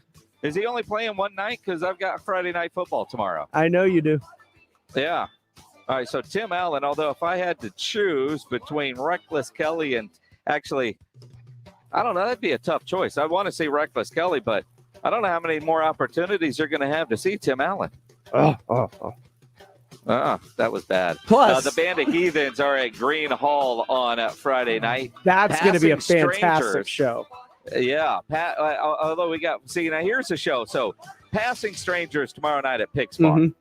And you've heard me say many times, for local bands, Passing Strangers, Chris Boss, Finding Friday are the three best local bands. Chris Boss and Passing Strangers. If you want party music, Finding Friday and E7 Band. Gordy Passing Quist Strangers. and the Band of Heathens, that's one of I love them. What are we talking about now? Are we going back to Green Hall? Yeah. We've kind of missed that. I'm trying to talk about Passing Strangers now. I know. So you look at Passing Strangers, and the great part about that, so you can't finish Friday Night Football and get to Green Hall in time to enjoy Band of Heathens. But we can finish up Friday Night Football, Reagan-Madison tomorrow night, and get to Pix Bar and enjoy Passing Strangers. So I'm saying I have an idea of where I might be tomorrow night. Let's see. Appears to be nothing at Flores Country Store. There's not. All right. Well, it's on the list. I was right. Flores Country Store, and then there was nothing after that. Pepe Aguilar is at the AT&T Center tomorrow night. The Rock Box has Drowning Pool. Yes. All right. I was kind of shocked. I saw Drowning Pool with Head PE and Evolution Empire, and these are all rock bands from like the mid to late 90s. And I was like, all right. Yeah, no, that's glad the Rock Box is starting to get going again. Or maybe they have been. They just haven't made our list. But keep looking for what's happening at the Rock Box. Lots of good shows down there. Rudy J wants to go see Moses Storm. I know. He just texted Moses Storm. He's in. Absolutely. He's in. And apparently Moses Storm is there on Saturday night. Is he playing on Sunday? Apparently not at LOL. So Moses Storm is only good for Friday, Saturday. He doesn't get the Sunday show. Other things happening on Saturday. Let's see. Mike and the Moon Pies are at Green Hall. Yep. Tell me what the hell is at the Majestic Theater? Did you just drop something on your keyboard and a bunch of letters showed up there? Nope. Divorciamonos mi amor. Who? Divorciamonos mi amor. And what is that? I don't know. I'm guessing they're giving away tickets probably on La Ley or Norteño. I don't even know how to translate that. I mean, I thought mi amor means my love. Well, I know, and the first part of that looks like a whole bunch of divorced moms. Maybe it is. I have no idea. Of course, at the Alamo Dome on Saturday afternoon, UTSA against UNLV. That is going to be a fun football game. AT&T Center has PBR's Unleash the Beast Tour. That sounds like a really good rock concert, by the way. It does, although it's bull riding. I'm aware. Okay, I'm just saying. Unleash the Beast. So if you go to the AT&T Center this weekend, and you're going to the bull riding, you're going to have to deal with dinosaur traffic as well next door at the Freeman Coliseum. Yep. I'm going to guess they're going to have some dinosaurs out in the parking lot, which is going to scare the crap out of those bulls as they come trucking in. It's going to be an interesting weekend. Let's see, anything else going on? Yeah, let's see. No, I'm not seeing anything. That's Tio Gonzalez. Yeah, I got playing nothing. at the Aztec. That's about it. Okay, good enough. That's What's on Tap, brought to you by Sam's Burger Joint. Go check their full lineup at samsburgerjoint.com. James, before you get out of here, we got to do Grilling with the Blitz. Let's do that because we got Ted Johnson coming up, and I have a feeling we're going to have a great conversation with Teddy Three Rings about Tom Brady's return. So let's go ahead and do Grilling with the Blitz right now. If you've submitted a photo at sasportstar.com to try to win yourself a $50 gift card to Tri-County Meat Market, let's do that giveaway right now. Grilling with the Blitz is brought to you by Tri-County Meat Market. The voice of God just came into my ear. I know. Can we hear that again? Grilling with the Blitz is brought to you by Tri-County Meat Market. We got to put some music or something under that. I mean, but that is the voice of God. I'm looking at a lot of entries. Guys got 2 briskets going. Lots of ribs this week. But Reed has a smoked turkey for football season. Oh, wait. Okay. Now I'm looking at that. I did a turkey last year on the Traeger for Thanksgiving, and it was fantastic. Mm-hmm. I like the idea of a little turkey right now because I don't think we've ever had a guy win with turkey. So, Reed, congratulations with your smoked turkey. You win yourself a $50 gift card to Tri-County Meat Market, the Hebner Road location. And again, if you're doing some grilling this weekend, you fire up that grill, take a picture of that meat, submit it at sasportstar.com, and you could win yourself a $50 gift card to Tri-County Meat Market. We do it every Thursday. Grilling with the Blitz. So, Pledge, you're going to take off? Yeah, I'll probably call up Teddy Three Rings, say hello, see what he's doing outside of Houston now. Yeah, well, he's living in Boston. He's doing some radio and TV up there in Boston. Still say Edwin's going to take over? He is. All right. So, when you're driving down 410 and you see the car with the big yellow sign on the back that says student driver, that's the next hour of the Blitz. Wish us luck. Ted Johnson joins us next here on the Blitz. Have fun tonight out at Daniel Tosh. I know you've got your plans for the weekend. We just did What's on Tap. None of you plan on getting arrested, but some of you will. Maybe it's not you, but you get a phone call from a family member or a friend. You want to get out of jail. The best way to do that is to call my good friend Albert and his great staff at AA Best Bail Bonds. 210-225-2121. You could text the word bail to 474747, or you could even start the bonding process online at mybestbailbonds.com. You don't have to call attorneys or anybody else to get out of jail. A lot of reasons for that. And you don't want to be forced into a PR bond. If the jail offers you a PR bond, make sure you understand what all those conditions are before accepting it. And trust me, there's a lot of conditions out there. So whether it's you, a family member, a friend of yours for stress-free bail bonds, call Albert and the good people there at AA Best Bail Bonds, because nobody beats their price. They have payment plans available. They offer a free shuttle service because when you get arrested, you don't drive your car to jail. It's somewhere. They'll get you there. And, of course, they're discreet and confidential. Whether you're up in Dallas, down in Corpus, in the Valley, anywhere in between, and, of course, right here in San Antonio, license number 149. Call AA Best Bail Bonds, 210-225-2121, 225-2121, or online at mybestbailbonds.com. Get the latest scores from all varsity sports and all the schools in the 210 anytime at 210varsity.com. Sponsored by the San Antonio Express News. While you're at the game on Friday nights, upload photos and videos to your school's page. No way. Plus, check out game schedules and more. 210varsity.com. From the Express News and San Antonio Sports Star, ESPN 1250 and 94.5 FM.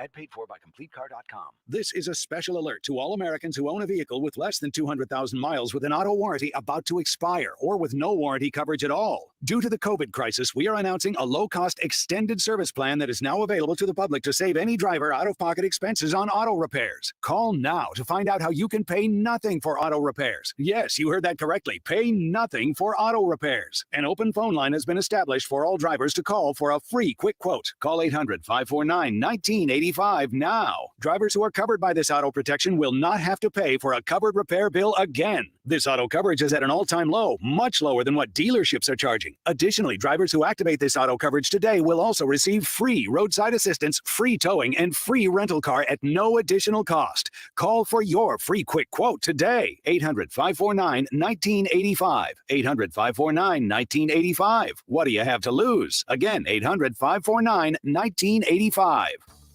Welcome to Texas, where the sun is beaming down and can damage the interior of your car, even in lower temperatures. Unless you go to Mother's Window Tint, home of the Tint and Alarm Special, where you can also buy a new car stereo since 1984. 1984?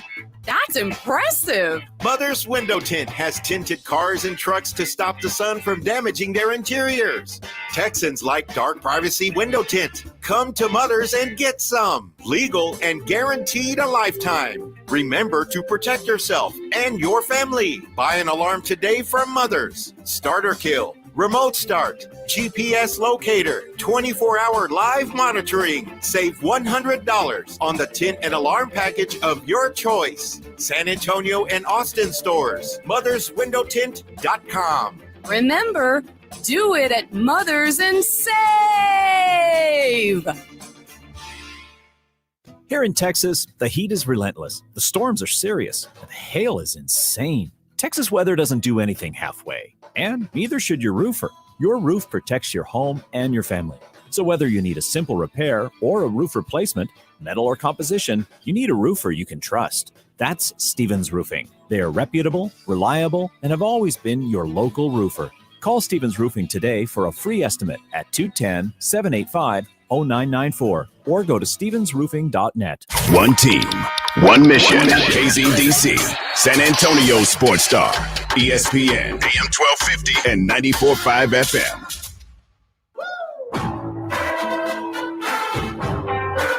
Jason Minix, the Blitz. Not sure if you've heard, but there's a pretty good game happening in Boston this week. They're calling it maybe the game of the century as Tom Brady makes his return to New England. Patriots, Buccaneers, Sunday night. I'm sure you guys have heard about it. We're going to keep talking about it. It is the Blitz here on San Antonio Sports Star, ESPN AM 1250 and 94.5 FM. And let's talk about it with our good friend Ted Johnson. Teddy, 3 rings, now a media superstar there in Boston, has TV work at NBC Sports Boston. You hear him on 98.5 The Hub. And you've doing interview after interview about Tom Brady's return. It's like Super Bowl week for you. It's funny, Jason. It's good to talk to you, bud. It's been a while. It feels like Super Bowl week. All the media requests I'm getting outside the normal requests that I typically get. It feels kind of like that. So the hype around this game has been unlike anything I've ever seen for a regular season game. So I hope the game is it kind of lives up to the hype, because I've never seen more attention put on just a regular season game like I'm seeing this week here in Boston. Yeah, but Ted, I don't even know if the game matters. I mean, how it turns out, as good as Tampa Bay has been, the Patriots have been struggling. It's about Tom's return and how Bill Belichick handles it. It's all about the pregame hype, because I mean, you look at it, New England with Mac Jones at quarterback. I mean, it's the chess match between quarterback and former coach. I'm curious, though, before we get into the nuts and bolts and the relationship part, what is the sense from those in Boston, diehard Patriots fans, knowing that Tom Brady is coming back? I think mostly it's everybody loves Tom Brady. I mean, everybody is, it just thinks he's the greatest, and rightfully so. So I would say that most of the fans here love Tom. But they, Patriot fans, they don't want to see him win.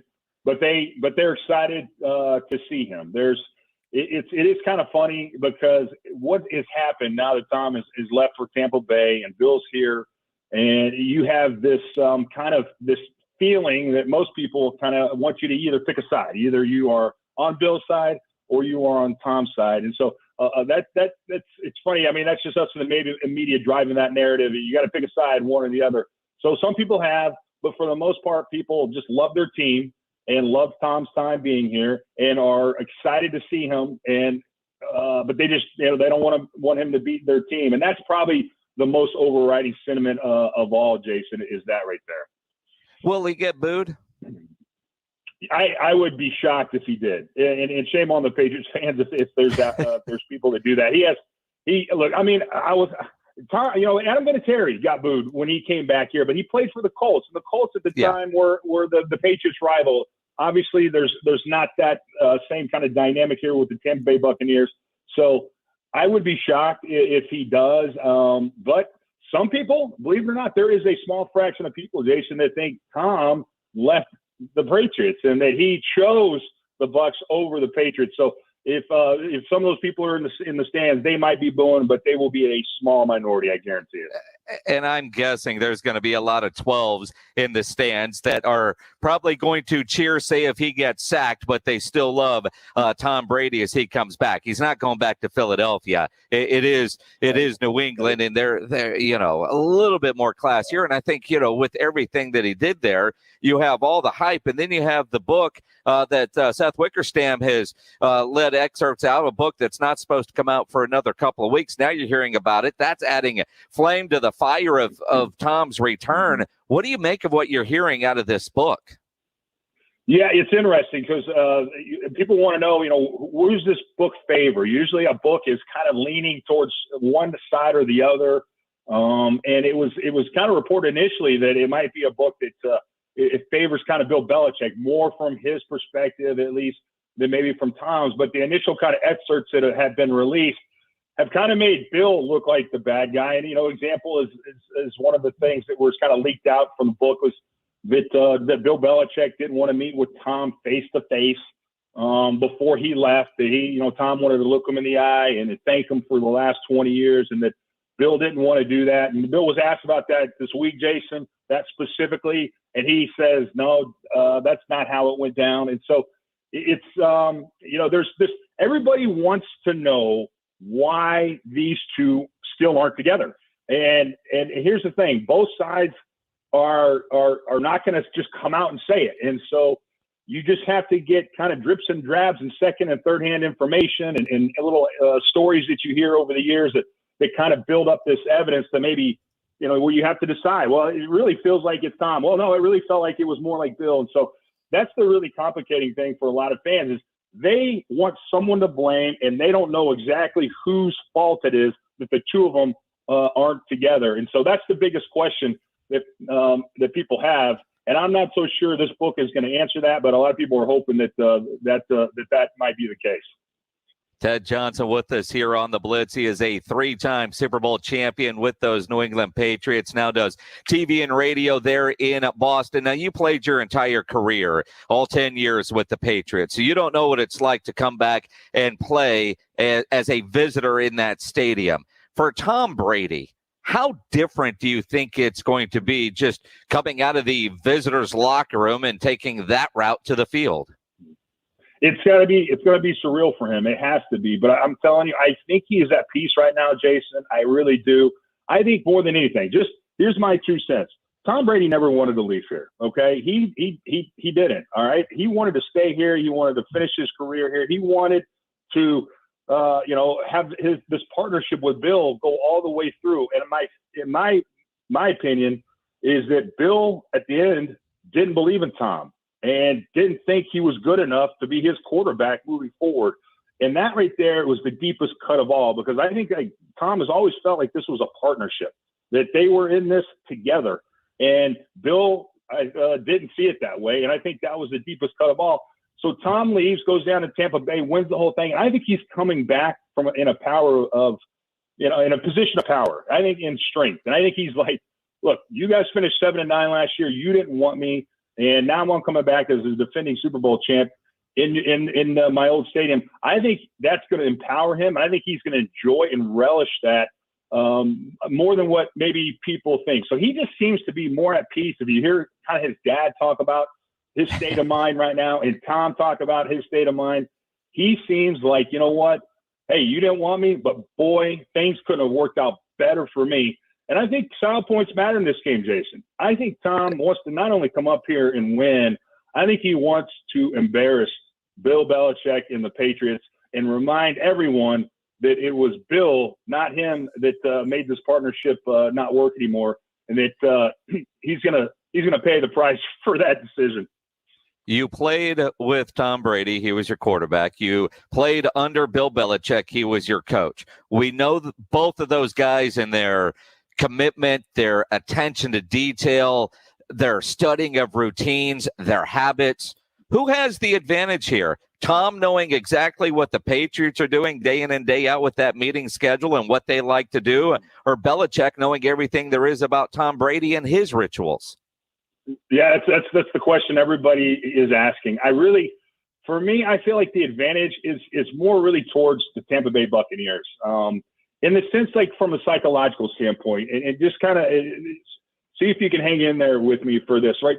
The Patriots, really, they went out and bought a new team this offseason. They spent more money than they've ever spent in free agency by far. It's a record amount of guaranteed money that they gave to guys with contracts this offseason. So there's a lot of new guys on this team that really, they were never here for all the drama, and they have zero emotional ties to any of the storylines, to Bill, to Tom. And so right now the Patriots aren't a very good football team, Jason. I mean, they're 1-2. and it just hasn't been even close to what they thought it was going to be. So from a psychological standpoint, the Patriots, they don't have an edge. They're not like these guys on this team aren't sitting there going, you know what, I hate Tom Brady and I hate everything he represents and we're going to embarrass him and he left us. No, most of the guys that Tom played with on this team are older guys at the end of their careers that maybe aren't the same players that they once were. And so from a psychological standpoint, that's going to be very difficult for them to kind of get themselves, motivated. Quite like on the opposite side, like the Tampa Bay Buccaneers. I think these guys are going to come in. They just lost to the Rams, and they're going to come in here and they're going to want to play well because you know what Tom Brady did for those guys on that team? He helped put a Super Bowl ring on their fingers. And so they are going to come at it with a totally different kind of viewpoint and psychological, I think, strength than what the Patriots are. So I think there's just a huge advantage when it comes to that. But at the end of the day, I don't think it's going to matter how Bill.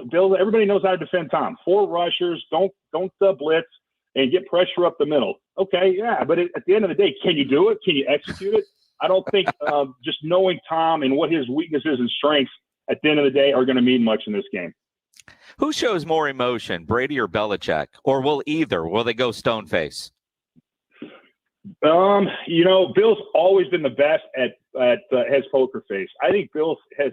There's times when I'm like watching the games and I'm like, he's got to be furious, and he doesn't ever really show it. But he's feeling the same thing. Tom's a little bit more emotional. He kind of wears his emotions on his sleeve. My feeling is he's going to try and keep that in check, though, because everybody's going to be looking for that. There's been reports out that, that Bill kind of was always questioning maybe that Tom got too emotional, right? I mean, that there was maybe times that his emotion worked against him. And so Tom's hearing that. And so I think he's going to try to keep his emotions in check. What I'm curious to see is how it all kind of comes together at the end. Do they embrace? What's the handshake like? I mean, that's all we're kind of, it's all these like little things before the game. Do they look at each other? Do they say anything to each other? It's all those extra little external things that are going to make this a very juicy, compelling watch for people, not just what's going on the football field.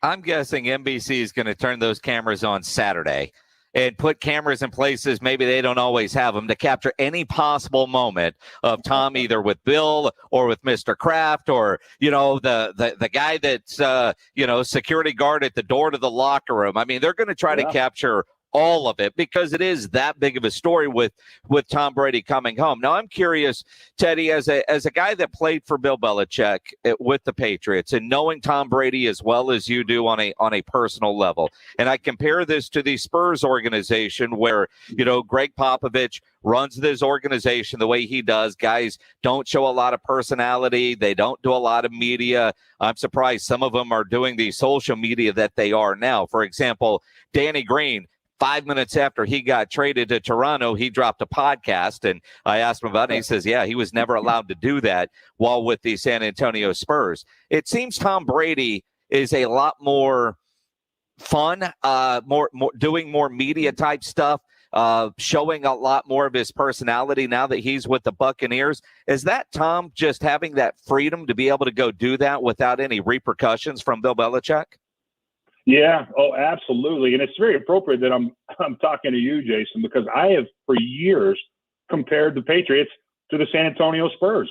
Very much, I think is not too dissimilar of a dynamic at play, because really with the success and a lot of the reason for our success was that for the most part, everybody was treated the same. And even your star players were coached really hard. So it made everyone all down to the last guy at the end of the bench really, really, stand at attention and make sure that you were doing what you needed to do. Because if you saw the best players getting their butts chewed out and being coached hard, then it made everyone else fall in the line. And so Tom bought into that for a very, very, very long time. And where people would say where it kind of changed for Tom and that thinking was after they won the Super Bowl against the Atlanta Falcons in Houston, Texas in 2016. That was Tom Brady's 5th Super Bowl win. And I think Tom, after that, felt like, you know what? I'm different now. No one's won 5. I'm in a class all to myself. I'm the greatest. And you know what? I think he wanted to try doing more with his brand. And don't forget, Tom Brady's married to a supermodel in Gisele Bündchen, who is a very, very, very successful businesswoman that knows how to brand herself. And I think a lot of people think that she was hugely influential in kind of getting Tom to break out and do more things. And Tom always felt like he could do more things and not compromise his ability to play football at a high level. Tom, I will say this about Bill. Bill does not like that at all. And the power that Tom was gaining, and the more and more power he was getting, the brand of Tom Brady was getting bigger. That was something that Bill Belichick, I think, was intimidated by, or did not like, or was turned off by. And I think that was a big reason, besides the fact that Bill never wanted to give Tom a contract that was worth, what he was worth. That was really the underlying problems there, is that Tom was building his brand, and he didn't like a player stepping outside of that team concept that you're describing that Greg Popovich had in San Antonio that was so hugely successful for them for many years. Well, and again, I mean, you could certainly see it. It makes sense. Tom Brady's trainer said, what was it, last week, you can't coach a 40-year-old like a 20-year-old. And I think there is a lot of truth in that. But I know Greg Popovich coached Tim Duncan hard, and Tim allowed that, and that brought everybody else along. And as Tom Brady comes back, I imagine everybody listening right now can't imagine what it would have been like to see Tim Duncan in another uniform come into the AT&T Center after helping another team win a championship. I don't know if San Antonio would be able to handle that. It's going to be very interesting to see how those in Boston handle it on Sunday night when Tom Brady makes his return. No doubt. And I will say this, Jason. Here's the thing, is that the difference maybe between Pop and Bill Belichick is, I think one of Belichick's biggest downfalls is his hubris. I really do, in his arrogance. And I feel like Bill Belichick has always wanted to show people that he can win without Tom Brady, because let's face it, his legacy is always going to be tied to Tom Brady. All right. And I'm not so sure. I never got that sense that Pop was always like, I got to coach without, Tim Duncan and Manu Ginobili and Tony Parker. I think he just liked winning. But I think Bill wanted to do it without Tom to show everybody, that he could do it without Tom, because until he starts winning without Tom Brady, everyone's going to say, yeah, you're the greatest the greatest coach of all time with Tom Brady. And that right there is there's something I think Bill can't stand, and is wanting to show everyone that he can do it without Tom. Tom's already shown that he can do it without Bill. Now Bill has to show that he can do it without Tom. And to your point, Pop has always said he's as good as his players. He's as good as Tim Duncan. He gives Duncan and those guys all the credit in the world, and used to joke that he would retire when Tim did, because it really is all about the players. And I think most of us certainly realize that. It's going to be interesting. All right, Teddy, before I let you go, is visit with Ted Johnson, sports personality there in Boston, does radio, does TV, 10 years with the Patriots, 3 Super Bowl rings. That's why we call him Teddy 3 Rings. Ted, you're a Patriot through and through. We know that.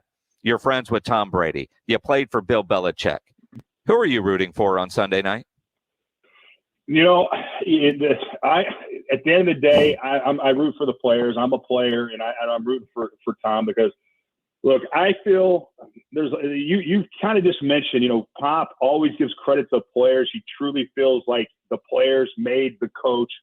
And and this is where it may be hard for a lot of people to hear this, but Bill thinks the opposite. He really does. He thinks it's his system. It is his genius. And he is. He's a genius. His football knowledge is the major reason. He won't say that publicly. He'll never those words, but behind closed doors, and there's enough information over the years, and I can speak from experience, he truly feels he's the main reason that they went over there. So for that reason alone, for this game, I'm going to be rooting for Tom, because I'm a former player, and I love Tom, and I always felt like Bill should have paid him what he was worth and treated him appropriately, considering what he had done to the franchise. And Bill never has done that in a sense that I feel satisfied. So for that reason alone, I think a lot of former players that played here are going to be rooting for Tom, at least in this game. It's Going to be interesting. Ted Johnson, Teddy 3 Rings on Twitter at Teddy J Radio. Man, it's been fun catching up with you. I hope to see you in LA at the Super Bowl. It seems like now that's the only time we get to see each other is around Radio Row. But great catching up, my friend. Enjoy Sunday night. I will, buddy. It's good catching up with you, and I look forward to seeing you down the road, bud. You take care. Will do. Ted Johnson. Teddy 3 Rings here on the Blitz. Always fun catching up with an old friend. Interesting things that he had to say there about Bill Belichick and the comparisons between Belichick and Greg Popovich. And the fact that he is rooting for Tom Brady in Tampa Bay, I think says what you need to know, which is probably a lot of the reasons why Tom Brady needed to get away from the New England organization. The hype this week has been incredible. The breakup, the divorce, the separation, the various stories that you're hearing all the right things right now. And part of me doesn't like hearing the negative. I would like to think that, it was just time. One of the things that Belichick has always done is gotten rid of players before it was time. He didn't wait too long. Like there's times where Jerry Jones waits too long to let a player go. Belichick doesn't do that, and he didn't do it with Tom Brady. But I just wish there wasn't the negative. The 30 for 30 on this, and however many years it's going to be, is going to be incredible. We'll talk some college football coming up in a few minutes with Taylor McHargue, but an interesting story developing in the NBA that I do want to touch on here for a minute, because right now we don't know what the Spurs are going to do at the AT&T Center. But the Dallas Mavericks and Mark Cuban have announced that to go to a Mavericks game, you have to have either a vaccination card or show a negative test. Now, we know what the rules are with Greg Abbott in the state of Texas. So it's interesting to see that the Mavericks have taken it upon themselves to decide for their building, for their games, that's going to be their policy. The Spurs, to my knowledge, have not given any indication as to what they are going to do as far as home games, fans in attendance, and do you have to have a vaccination card or show a negative test? But if you're unvaccinated, you can still go to a game. You just have to make sure you have a negative test. I don't know if it's a 48-hour, 72-hour, whatever it might be. But so they're not saying you can't go if you're unvaccinated. You just have to show that you've had a negative test. I know a lot of touring concerts are doing that. Like my daughter tomorrow night is going to go see Maroon 5 in Phoenix. In Phoenix, they don't have a local ordinance, but Maroon 5 says either show your vaccination card or a negative test. But for Mark Cuban in the state of Texas, knowing what Governor Abbott's feelings are, that's a very bold move. And I'm curious to see what the San Antonio Spurs do. We know that Greg Popovich has been a strong advocate for getting a vaccine. We know that the Spurs organization, all their players are 100% vaccinated. I'm not going to be surprised if the San Antonio Spurs make the same policy. And then we'll see what the Houston Rockets do. This is going to be interesting to see how it ultimately plays out. The Mavericks, they're making that a requirement, and they have the right to do that. Now I want to see what the San Antonio Spurs do, and then maybe what the Houston Rockets end up doing. And again, knowing what the governor's order is, Mark Cuban trying to lead the way as he tends to do. It's going to be an interesting story to follow over the next couple of days. The NBA, by the way, did announce today that they are up to 95% vaccinated with their players. It is a very small yet vocal minority of players that are still unvaccinated, and the two main ones at the center of the vaccination story in the NBA, Kyrie and Wiggins, are because of where they play and the fact that they have to miss home games because the local ordinance is there. But NBA players at 95% vaccinated, and Mark Cuban saying, you want to come to a game in Dallas, you have to be vaccinated and show your card or show a negative test. Interesting stuff, interesting development. What will the Spurs do at the AT&T Center? Coming up, Taylor McHargue will join us, talk a little college football. It's going to be a big college football weekend. You know you're going to be grilling this weekend, whether you're doing tailgating at the Alamo Dome for the UTSA game, doing a little home gating. Weather's going to be perfect. You're going to fire up the grill, and before you do, you need to get into Tri-County Meat Market, one of their two great locations.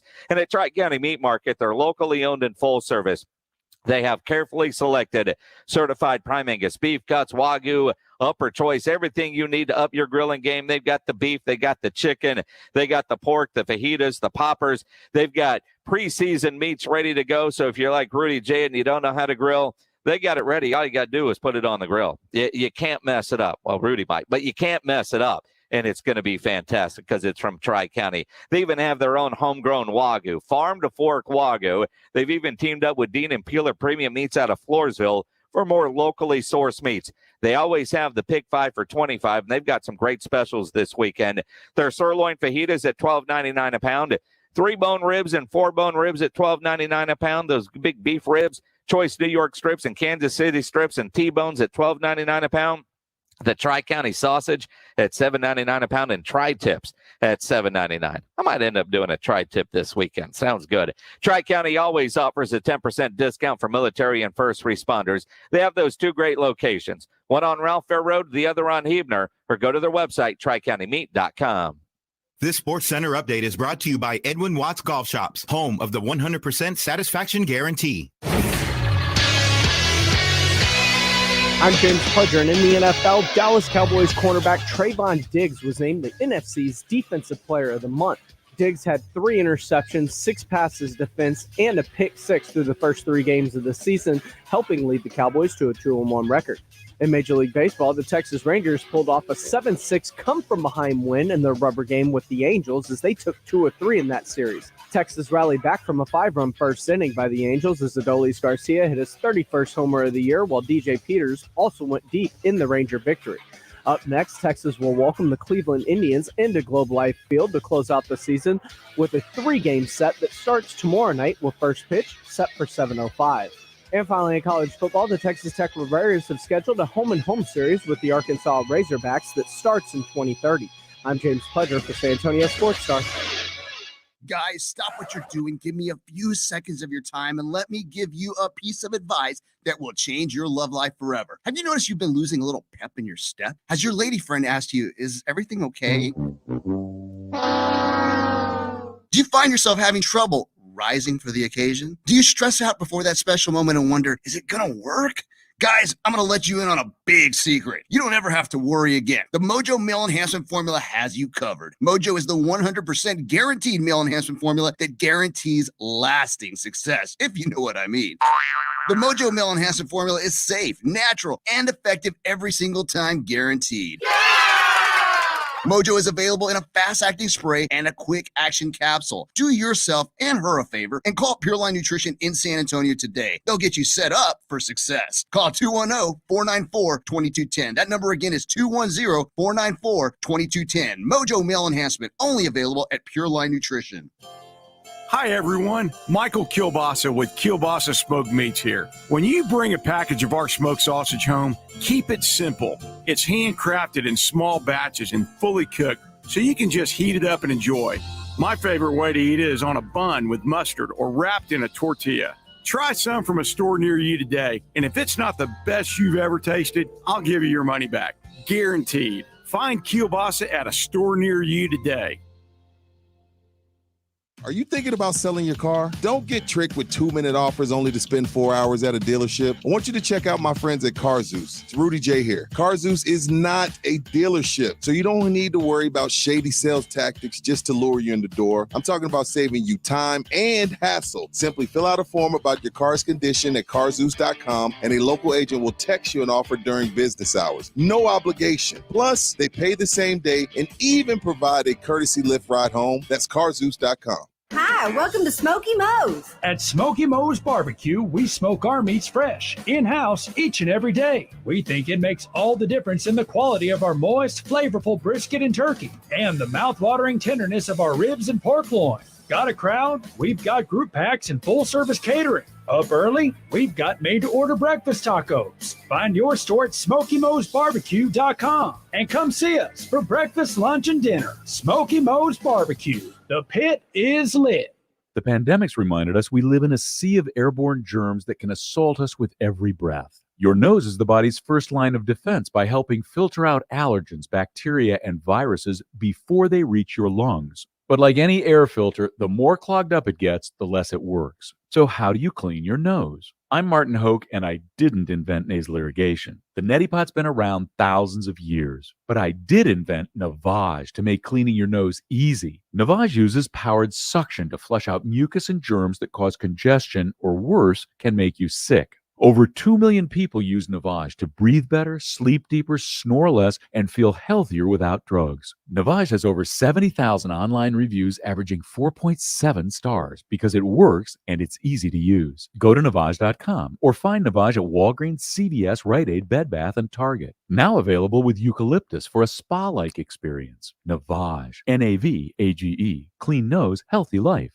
Oh, according to research, 82% of people remember radio ads. So, 82% of you listening will remember that this is an ad for ZipRecruiter. 82% of you will note that if you're hiring, ZipRecruiter finds qualified people for your job. In fact, 4 out of 5 employers who post on ZipRecruiter get a quality candidate within the first day. And 82% of you will remember that you can try ZipRecruiter for free, but you have to go to ZipRecruiter.com/free. Yes, free. Again. That's ZipRecruiter.com/free. Listen to this station anytime, anywhere on Odyssey. Odyssey is your new audio home for all the music, news, sports, and podcasts that matter to you.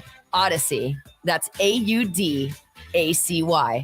Texas Cheer Liquor, your one-stop shop for beer, liquor, wine, and cigars. Follow them on Facebook to keep up with specials and tastings. 4 locations, 2 on Petranco, 1 past 211, 1 in 90 in Montgomery, and the all-new Texas Cheer Liquor next to Walmart, Palo Alto Road, Suite 101. Injuries happen, so if you twist, pull, pop, or snap something, you need Dr. David Espinosa at TSAOG Orthopedics. Dr. Espinosa treats all non-surgical orthopedic injuries and has same-day and next-day availability. Telemedicine services are also available. There is no reason to be in pain. If you are hurting, visit Dr. David Espinosa at TSAOG Orthopedics. Learn more at TSAOG.com. That's TSAOG.com, or schedule your appointment by calling 210-804-5490.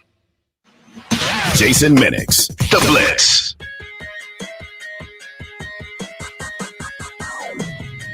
It is The Blitz here on San Antonio Sports Star, ESPN AM 1250, 94.5 FM. I'm Jason Minix. Glad to have you along on a Thursday. Got some NFL football coming up in a little bit with Trevor against Joe. It was a great matchup a couple years ago in the national championship game. Let's talk some college football. Taylor McHargue, ESPN analyst, former Rice quarterback, joining us now on The Blitz. And Taylor, man, I'm jealous, dude. I am jealous of your assignment on Saturday. You get to go call the Battle of the Piney Woods with the Sam Houston State Bearcats are going to go kick the crap out of Stephen F. Austin. I'm excited about it. I remember being in Houston every year for that game, and there's always such a big crowd. There's so much energy behind it. This will be my first time calling it, so I'm pumped for this game. It should be it's always a fun game with the atmosphere. And I got to admit, with my daughter's 4 years at Sam Houston State, we went to every one, and we tailgated. And by halftime, we were back in the parking lot drinking beer because Sam Houston just dominates Stephen F. Austin. But the atmosphere for that game and playing it at NRG Stadium is fantastic.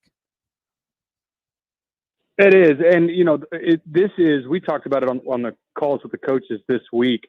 This is the game that stands out for them for the regular season. And for SFA, what makes this exciting is that they've got a pretty good team this year. Like you said, in years past, this has been pretty lopsided. But they feel like if you look at their schedule, they feel like they should be undefeated. I think they really gave one away late to Texas Tech. They should have won that game. So we're excited. I think it's going to be a good atmosphere. And you got a couple of fun coaches that you get there. That Stephen F. Austin coach is just nuts. And Casey Keeler's about 80 that looks 40. And Eric Schmidt's a hell of a quarterback. Like I said, that's one assignment. I went, man, that's a good one. Because it's kind of, for me, I'm like, all right, I want to go to the UTSA game, which kicks off at 5, UTSA against UNLV. but I look at all the games that are going to be on TV while that game is going on. That's a tough call. It is. There's some good ones this weekend. I think, the SEC slate, the two big ones are actually earlier in the day in the SEC. But there's some good ones this week. I think there's a lot still that I'm excited about seeing what shakes out with the Big 12. I think OU going on the road to Kansas State is interesting to me. I think Texas going to TCU is interesting. So this is a good weekend coming up. Well, let's talk about that 11 a.m. Longhorn TCU game, because every Longhorn fan knows TCU, for whatever reason, has their number. And TCU always loses a bad game the week before they play Texas, and then they take it out on Texas. What do you expect to see Saturday morning? Maybe I've bought in too much here to Texas from the last 2 weeks. I'm actually on the side that this is the first time I can remember where this Texas team probably deserves to be ranked, and they're not. I think for a long time, Texas gets the benefit of the doubt and they end up ranked when they probably shouldn't be. But this is a good team, and I think the change at quarterback has done a lot for them. I like Casey Thompson and the way he's playing. It looks like, just from outsiders' perspective, the team rallies around him maybe more than they did Hudson Card. So I'm excited to watch this game, because you mentioned it. TCU, I think, fell into a trap of maybe a look-ahead game, and they got pushed around by SMU physically. I do like Texas, though, winning this game by a couple scores. I think TCU's really struggling on defense. This is one of the worst defenses Gary Patterson's ever had. And I think Texas is coming in, a lot of momentum on their side. I like Texas in this game. Well, and I do too. And if they can work around that SMU flag that's planted in the middle of the field, I would think they should be able to roll in this game. But you just used the term look ahead. And while TCU might have got caught looking ahead and looking past SMU, does Texas fall into that same trap, knowing Oklahoma is the following weekend? In Oklahoma, I don't know how they're still ranked number 6 in the country. They did not look good, but winning teams figure out how to win games, and the Sooners did that last week. But for Texas, could this be a look-ahead game? The reason I would say no is Sark has already addressed that in the media this week, saying, look, the elephant in the room is we've lost 7 out of the last 9 to this TCU team, and we know that they've had our number for quite a while.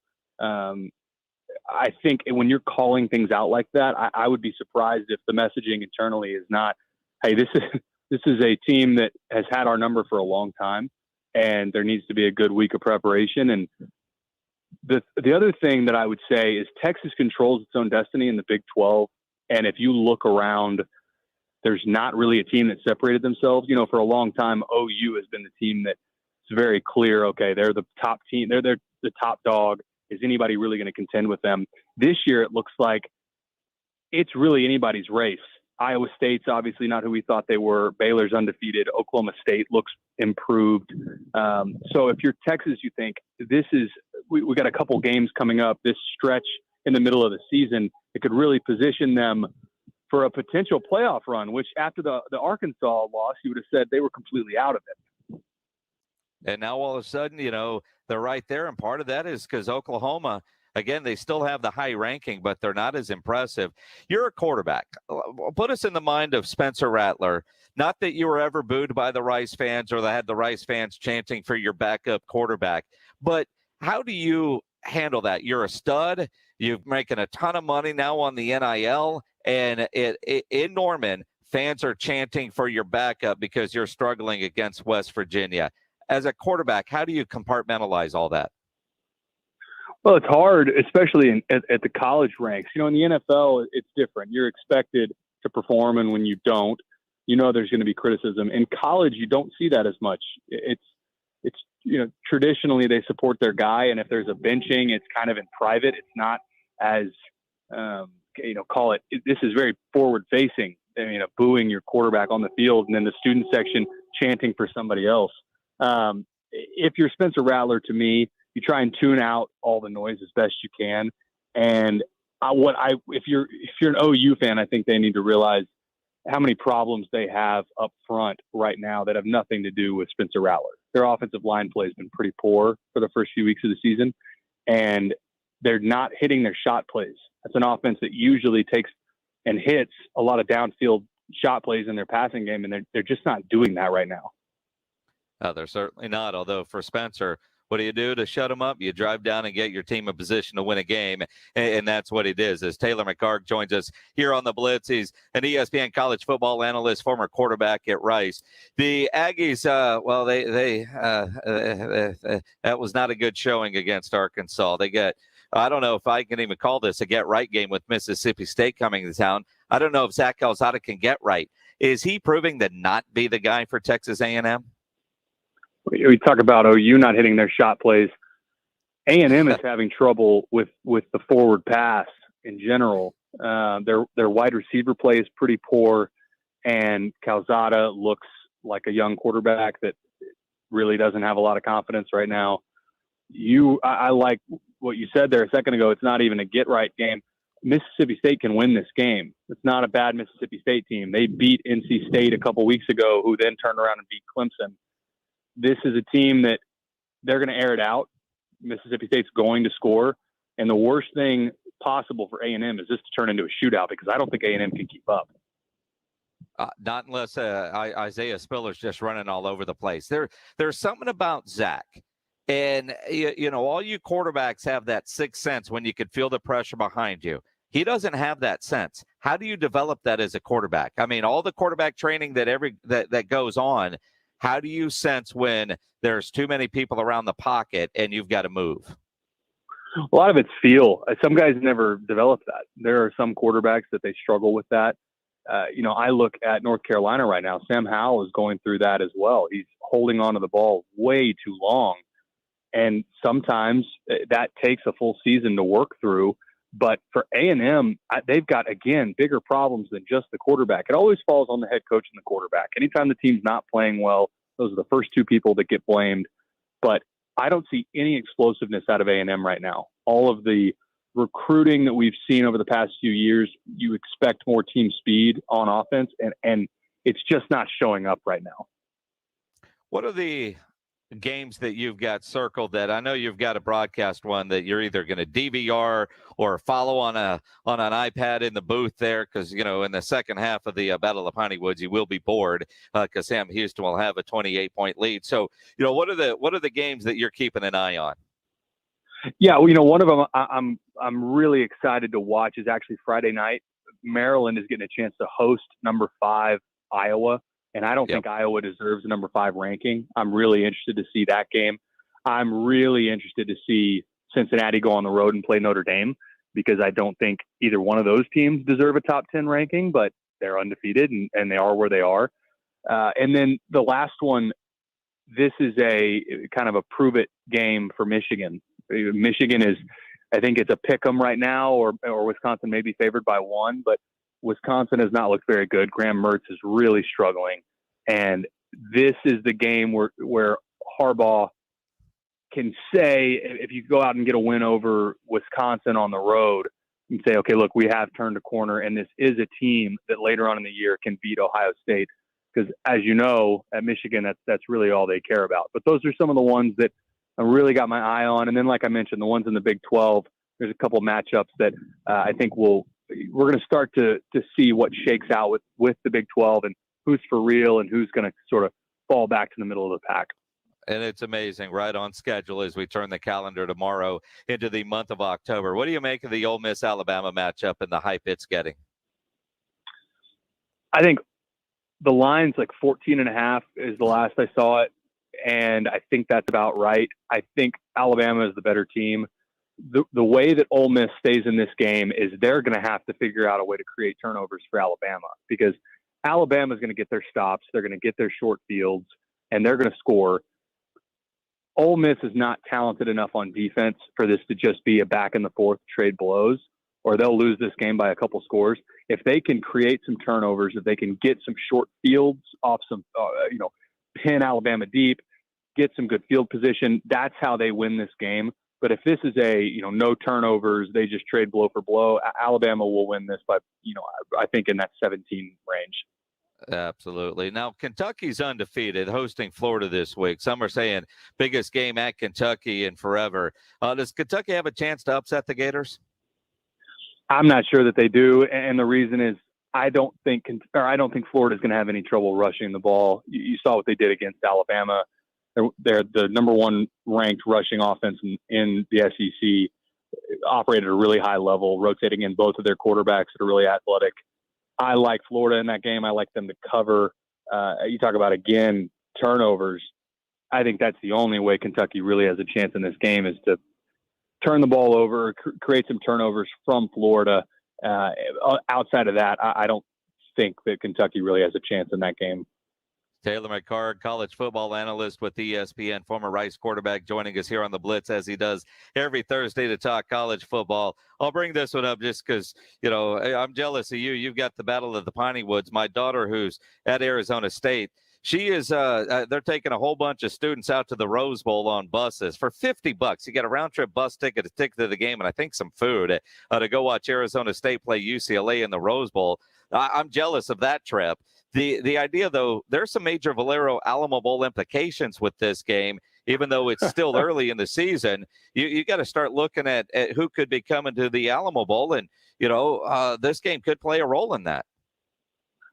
Well, you're exactly right. I think this is more about UCLA than it is Arizona State. UCLA with, Fresno State's a good team, but I think UCLA feels like they should have won that game. They should be undefeated right now. And they're a team that I think is a dark horse for the Pac-12. Arizona State looked really bad on offense in Provo when they lost to BYU. Yeah. I'm interested in this game. I'm interested to see if Arizona State can keep this close. This was our podcast each week. This was my over that I liked. It was at 55.5, and I really think I expect this to be one of those late night shootouts in the Pac-12. So I do have this one circled as well. That'll be the late night. It's midnight, and I'm still watching some college football. Well, absolutely. And I look at this Arizona State team. I love their quarterback. They got a lot of weapons. And with Herm Edwards and all the NFL guys that are on his staff, for the love of God, I don't understand why this is such an undisciplined football team. A lot of it's youth. There's still plenty of guys that have not played a lot of football for Arizona State, specifically on offense. But you're right. When you have that much NFL staff, when your staff is comprised of that many ex-NFL guys, you would expect the simple things to be done well. Line up correctly, no procedure penalties. And those are things that the Sun Devils are struggling with right now. Well, they are. And when you're watching them, they have so many guys that wear yellow shoes and they get so many penalty flags. You just automatically think there's a flag on every play. And then you realize that was just a shoe. It goes with the territory. Have fun at the Battle of the Piney Woods this weekend. It's that's a fun one. First one I've missed in a long time, man. But have fun calling. I'll be watching. I appreciate it. Thanks, Jason. Have a good weekend. Taylor McHargue joining us here on the Blitz. Again, does all the college football games there on ESPN. Former Rice quarterback. Good stuff. Of course, our high school football tomorrow night's going to be a great game as well, energized by Hill Electric. Kevin Brock and myself will have the call. Reagan against Madison. Kickoff tomorrow night at 7. We'll get going with the pregame show at 6:30. We'll take a quick break, wrap this edition of the Blitz up here on San Antonio Sports Star, ESPN AM 1250 and 94.5 FM. The arrival of fall means playoff baseball. Who sweeps? Who makes a surprise run for the pennant? Major League Baseball's playoffs lives here on San Antonio Sports Star, ESPN 1250 and 94.5 FM. It's that time of year again, and all eyes are now turning to football as teams are back on the gridiron. BetOnline.net is your #1 spot for all the pro and college football odds and news this season. Get all the updated info on players, teams, and odds to help you with your new football contests, leagues, and new survivor pools. BetOnline.net is the fastest and easiest way to check in on all your favorite sports. Pro sports, MMA, championship boxing, golf, horse racing, they have it all. Bring the game home with BetOnline.net, where the game starts. You can talk keto all you want, but if you don't have a team of great tasting snacks behind you, you're not going to win the diet marathon. Southern Recipe small batch pork rinds have these big, bold flavors that kick your taste buds into high gear. Korean kimchi barbecue, pasilla chili cheese, spicy dill and more. Eat them right out of the bag or try them in your favorite recipes. You'll love this snack. Visit your local H-E-B and southernrecipesmallbatch.com to see the power of the rinds. Southern Recipe pork rinds. Not all pizza places are the same. Mellow Mushroom originated hand-tossed, stone-baked classic Southern pizza. Not in the mood for pizza? Order a calzone, hoagie, sandwich, burger, or a mellow salad and see how care goes into every item on the menu. Take your pick from 24 draft beers and or handcrafted cocktails. And many of the pizzas can be made gluten-free or vegan. Mellow Mushroom is at 1604 in Stone Oak Parkway. Hang with friends, watch the game, and mellow out at Mellow Mushroom. This is Rob Thompson for BetUS.com. My sportsbook, it should be your sportsbook. You ask why? Well, BetUS has been America's favorite sportsbook for over 25 years. You need a sportsbook with integrity and longevity. You need to know that you're going to get paid, and that is BetUS.com. You also need a sportsbook that has everything you want to lay money on: live betting, MMA, golf, and everything else, including all those great prop bets. The number you need is 1-800-79-BET-US. Call them and say KZDC and get 200% in bonuses. That's KZDC. BetUS, where the game begins. Welcome to Texas, where the sun is beaming down and can damage the interior of your car, even in lower temperatures. Unless you go to Mother's Window Tint, home of the Tint and Alarm Special, where you can also buy a new car stereo since 1984. 1984? That's impressive. Mother's Window Tint has tinted cars and trucks to stop the sun from damaging their interiors. Texans like dark privacy window tint. Come to Mother's and get some. Legal and guaranteed a lifetime. Remember to protect yourself and your family. Buy an alarm today from Mother's. Starter kill, remote start, GPS locator, 24-hour live monitoring. Save $100 on the tint and alarm package of your choice. San Antonio and Austin stores. motherswindowtint.com. Remember, do it at Mother's and save. 2 teams, 22 players, and over 100,000 screaming maniacs. Your home for Cowboys football on San Antonio Sports Star, ESPN AM 1250 and 94.5 FM. Hey, this is Jason Fitz, and you're on San Antonio Sports Star, ESPN AM 1250 and 94.5 FM. It is the Blitz here on San Antonio Sports Star, ESPN AM 1250, 94.5 FM. Thursday night, we got NFL football tonight. The Bengals against the Jaguars, because everybody gets at least one turn on national TV, and this is Urban Meyer's shot coming up tonight, which I just did mine. Make sure you do yours. Sometimes you forget with these Thursday night games. Go to sasportstar.com, do the Pro Football Challenge powered by Pinkerton's Barbecue. Get your picks in because, tonight's easy. Just go Bengals. You know you're going to get one in there. I won last week, although I'm not allowed to win the $50 gift card to Pinkerton's or the Mellow Mushroom gift card. But I'm atop of the leaderboard after 3 weeks. James Pledger always likes to brag. He's number 3. Some guy named Vicente is in there at number 2. I don't see Rob or Rudy on the leaderboard. So, shucks to be them. Edwin, make sure you get your picks in. I don't play fantasy football. Well, this isn't fantasy. It's just picking football. Oh, What do okay. you mean you don't play fantasy football? No, I retired from it when I went to college. You're 12 years old. What do you mean you retired from it? Takes up too much time. Now that you're old. How old are you, Edwin? 25. You're 25. Yeah. See, now's when you play fantasy football because you don't have the other things that kids do to keep you distracted, and it allows you to talk a bunch of crap with your friends and take their money. I'll do pick 'em, but not fantasy. Go to sasportstar.com, register. All you got to do is pick the winners. Now, you can't win because you work for us, but you could have bragging rights. See, I can't win the gift card, but I can have bragging rights over James Pledger with that. So make sure you go get your picks in on the Pro Football Challenge. And that's a great thing. It's weekly winners. So if you haven't done it yet, it's not too late to sign up for the Pro Football Pick'em Challenge. And while you're there doing that, and you got a little something extra to give, the 14th annual Raul Jimenez Radiothon is going on now through October 15th. Because of COVID, it's going to be delivery again this year like it was last year. But the need is still there. You can help feed a lot of people around Thanksgiving. Give what you can at sasportstar.com, presented by Airtron Heating and Air, Window World, Institute for Functional Health, and Ancira. That'll do it for the Blitz. Tomorrow, Bobby Marks is going to be on at 4:30. You want to hear about the latest with Ben Simmons? Bobby's got the scoop. That's tomorrow here on San Antonio Sports Star. Have a good night, everybody. Here we go. The Dallas Cowboys live here all season long. Every snap. I love it. Every catch. Let's go have a day, huh? Every touchdown. Plus, we'll give you the complete breakdown and preview of every game from our experts. Dallas Cowboys insiders and head coach Mike McCarthy. We're all fans. Yeah! Yeah! Hear the call from Brad Sham and the Dallas Cowboys Radio Network. Right here on San Antonio Sports Star, ESPN 1250 and 94.5 FM. Hey, Texas fans. Coors Light, the official beer partner of the Texas Longhorns and San Antonio Sports Star. ESPN invite you to join us